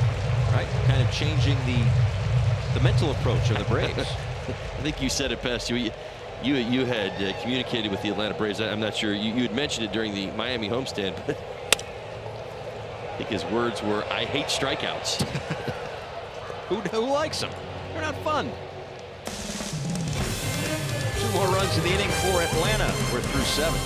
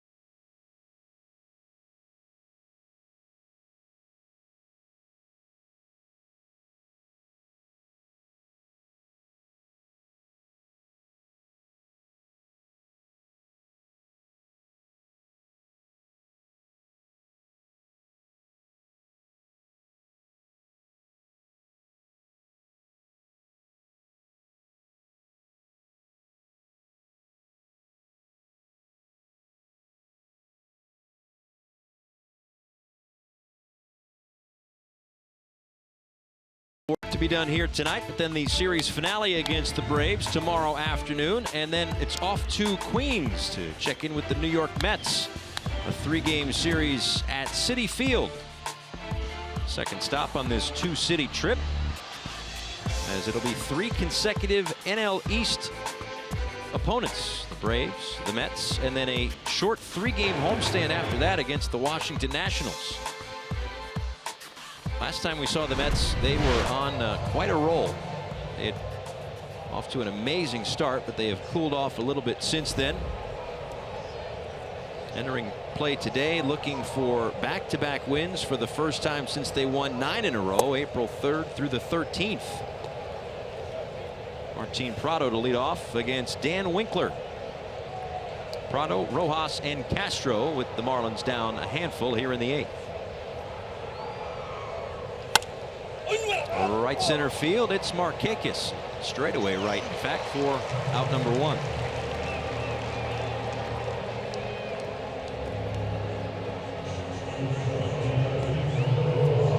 So they get 6 innings, the Braves do, from Sean Newcombe.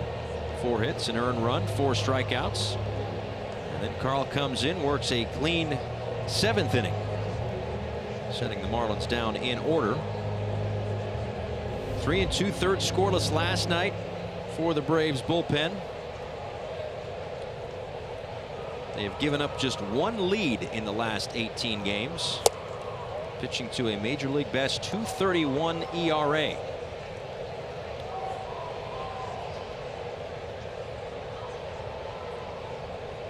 Rojas, a base hit back in the 1st inning tonight.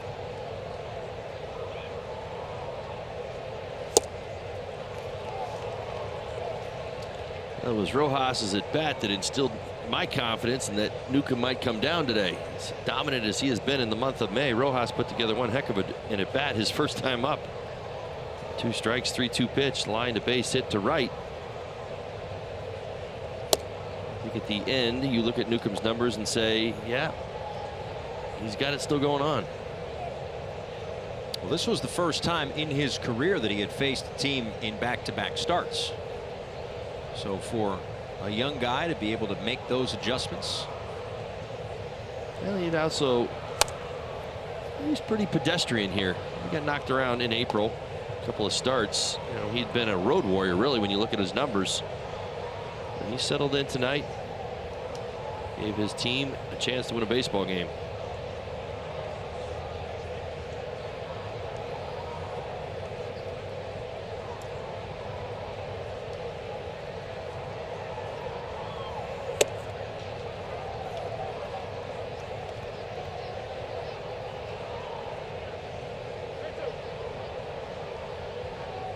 With Winkler, you'll see a 4-seam fastball, occasional sinker, doesn't throw very many. Likes to cut fastball as well. Throws that in that 91 range. Fastball 4-seamer 93 to 95.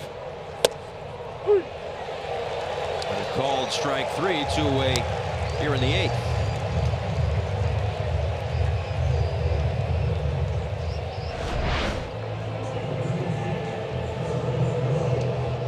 Definitely inside the box. Makes its way over the inside corner. I think Rojas is arguing whether that pitch is up just a bit.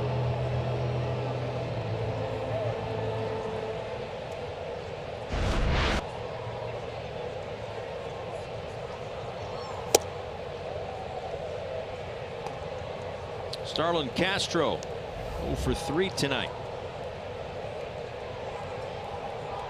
As Winkler just continues to set down right-handed hitters. They are just 3 for their last 42 against Winkler. With the strikeout of Rojas, 22 strikeouts in that span.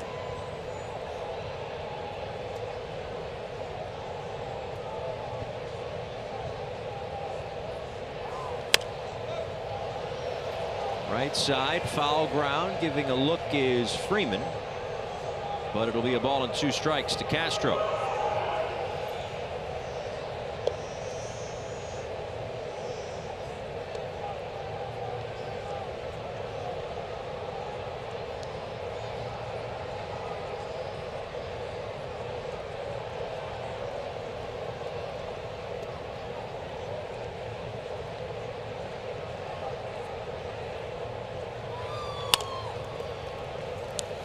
Good hop for Camargo, who delivers a strike to Freeman, and the inning is over. We go to the last of the 8th here at SunTrust Park with the Braves up 6-1.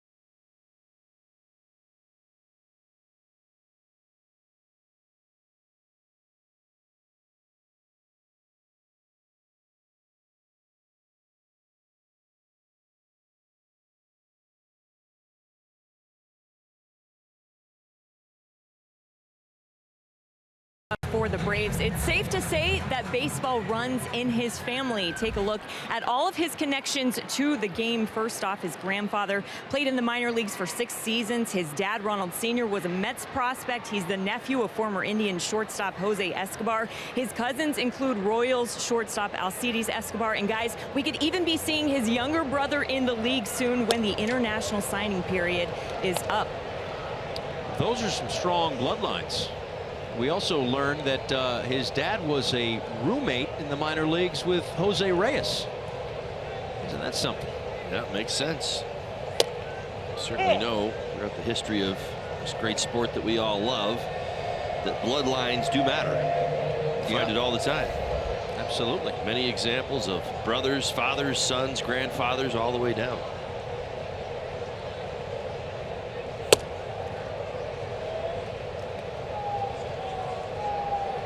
Acuna Jr., Freddie Freeman, Nick Markakis here in the 8th inning. Well, bloodlines even in the broadcast booth. There he is. Chip Carey. Hi, Chip. And then Skip Carey, and of course his grandfather Harry Carey. Probably wondering, why the heck am I on TV right now? I don't think he knows. He's locked into his own broadcast, you think? Probably. You're probably right. You'll figure that out over time. Yeah. you like when we go to LA, you know, I tend to end up on a few of their broadcasts. Yeah. There's connections, you know what I mean? You'll end up on a few. I don't know. And you got boys in New York. That's true, I guess. That one misses low and in. A leadoff walk here in the 8th inning. MLB at Bat is your #1 app for Marlins baseball. Customize your experience to catch every moment this season. Marlins home screen icons and features such as MLB.TV, Game of the Day, pitch tracking, in-game highlights, live radio broadcasts, stats, news, and more. Download MLB at Bat today.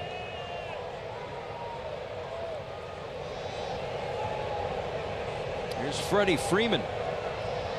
0 for 3 in this ball game. 3 men on the right side of the infield for the Marlins against the lefty.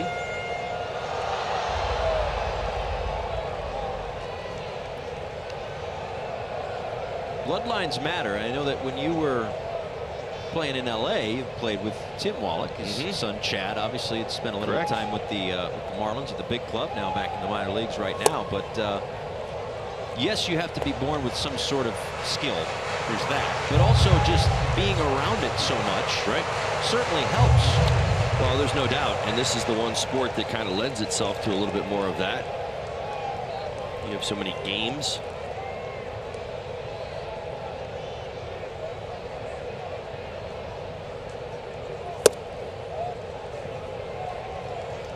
Now, you've got a small army back home. I do. But you're not necessarily forcing the game on them. They love the game themselves. They do. They spend it. I mean, when school gets out, you'll see them a lot more. They'll spend some time at Marlins Park with me as much as they can. Trying to get them around the guys a little bit more this year. But listen, they've got their schedules and everything they do. And when our off seasons roll around, I dedicate as much time as I possibly can to all of them and helping them on their way.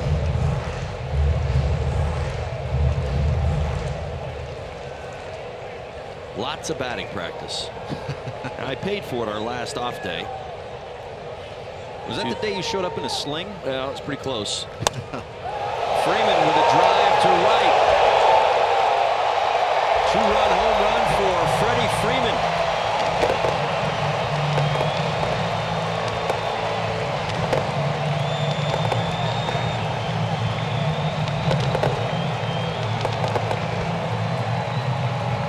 Home run of the season for Freddie Freeman. And this game has opened up. Now a 7-run lead for the Braves.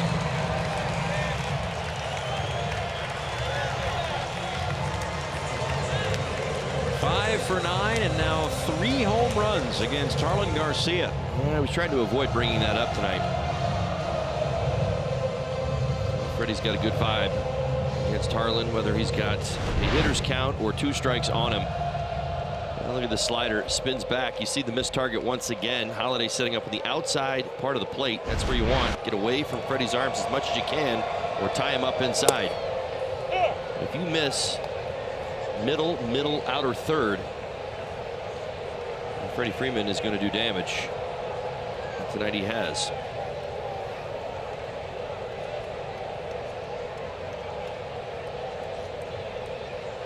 Markakis takes a called strike. 0-2.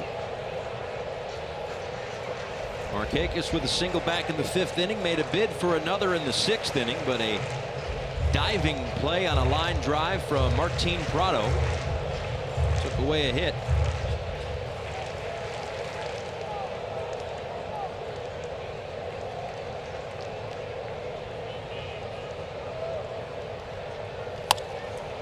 Popped up.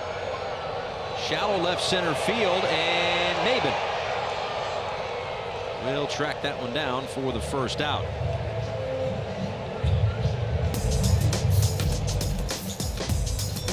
Coming up tomorrow, the finale. And if the score holds, the rubber match of this 3-game series. Wei Yin Chen making his 5th start of the season. And Julio Teheran, his 10th go-around for the Atlanta Braves. Marlins Live pregame show starts at 1 o'clock. First pitch here at SunTrust Park is at 1:35. Hope you're with us tomorrow afternoon before these clubs go to New York. Well, not these clubs, but the Marlins go to New York to continue their road trip. The New York Mets again taking on the Arizona Diamondbacks right now. D-backs again having hit a little bit of a skid as of late, losing 8 of 9, scoring just 17 runs in that span. They currently lead the Mets right now 4-2. And the Mets not nearly at full strength the way that they were when we saw them in New York about a month or so ago. Had a number of guys on the disabled list. 2-0 to Kurt Suzuki, who homered earlier tonight against Harlan Garcia. 3.5 games back of Atlanta and Philadelphia. And again, if the score holds, Atlanta will jump back in front of Philadelphia. As Suzuki will work the 4-pitch walk.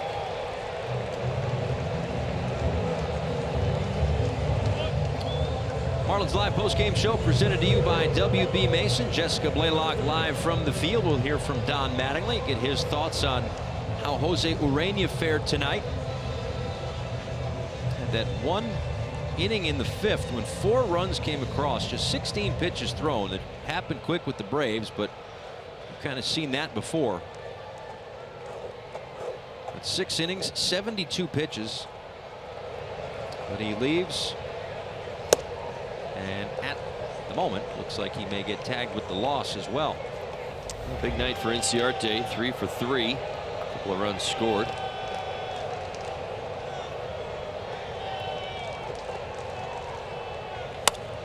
On the ground to Castro, flips to second and on to first. A double play. But a couple more runs come across in the 8th. The Braves have opened up an 8-1 lead.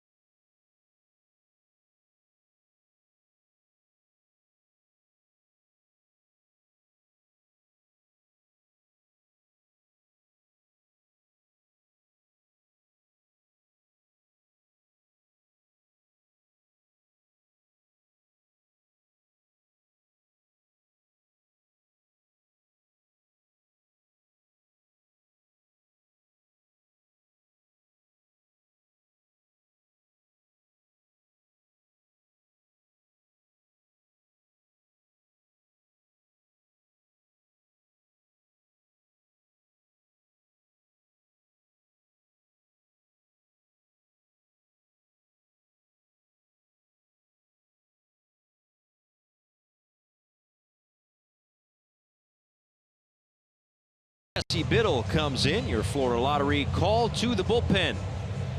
Don't miss your chance to play for the massive Powerball jackpot. Pick your lucky numbers and get your Powerball ticket at any Florida Lottery retailer. The Florida Lottery, it's your ticket. Claim it. Must be 18 or older to play. Play responsibly. Biddle is the 4th pitcher of the night for the Atlanta Braves, pitching in his 10th game here in 2018.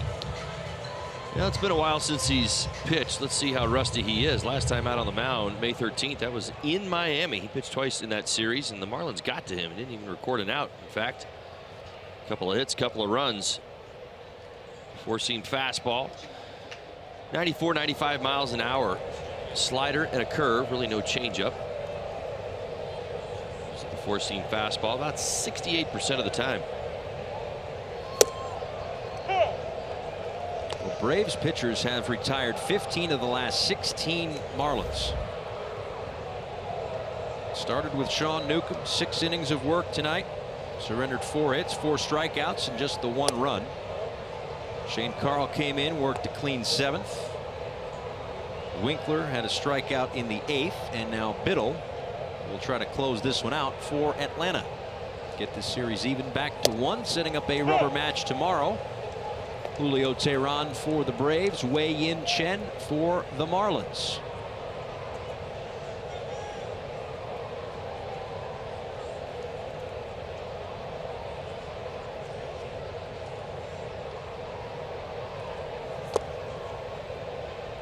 th multi-hit effort this year for Brian Anderson tonight. 2 hits in 3 trips.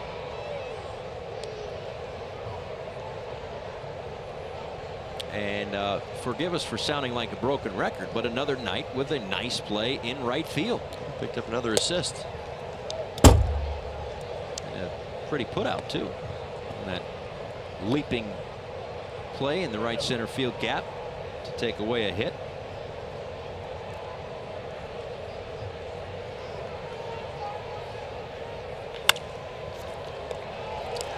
on a hop to Swanson.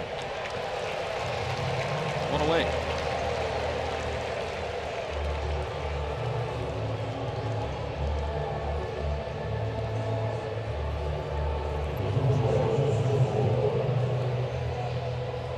Well, a nice night for Justin Bohr. A couple of walks, a line drive to center field. Good at bats against Newcombe.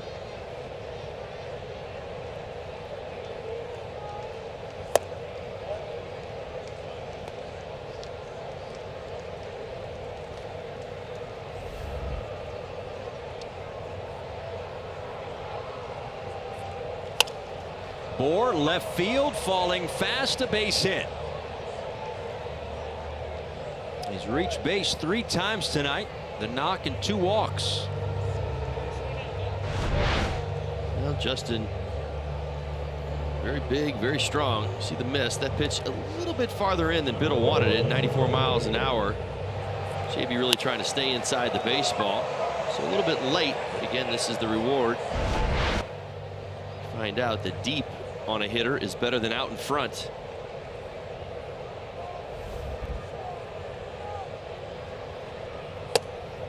And a strike to Cameron Maben, who had a double back in the 2nd inning, lined out hard in the 4th. Flew out to center field in the 6th. Also made a very nice diving catch in the 1st inning, taking away extra bases from Ozzie Albies.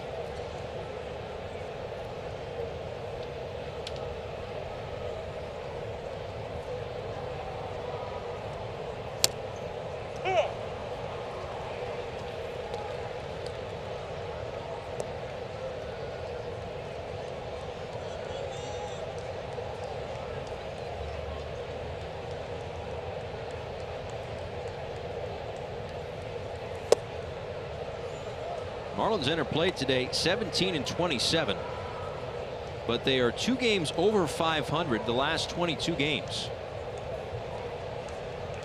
So they have been playing some much better baseball the last 3 weeks. Maben fouls this one away.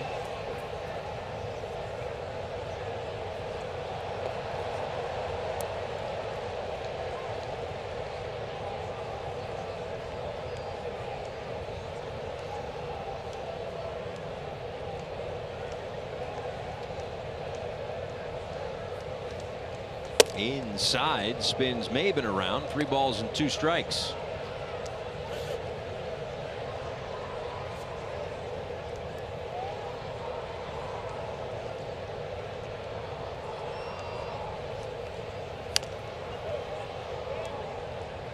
Cam will see another. The hit tonight. Maben adding to a .263 average that he's got in May entering play. Seen some sporadic playing time in left field, in center, sometimes in right. As Freeman will have room to put it away for the 2nd out.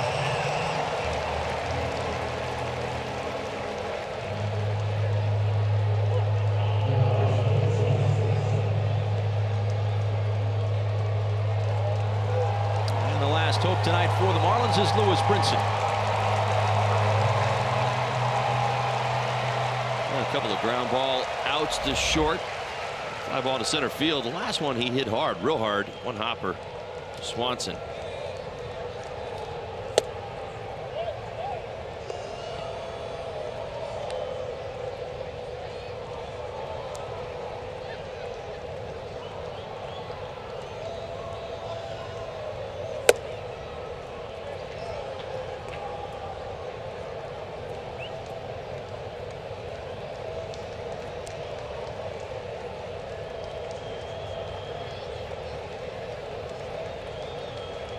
Two and 0 on the ground, and that is Camargo from foul territory. A long, strong throw takes away extra bases from Brinson, and that is going to do it. As the Atlanta Braves take care of the Marlins tonight, 8-1. Your Coors Light refreshing finish. The final play of the game, Camargo going toward the line to his right, makes a strong throw. retires the speedy Brinson and puts the finishing touches on an 8-1 win for Atlanta. We step aside, but we're back to wrap it up. Braves win the second game of the series.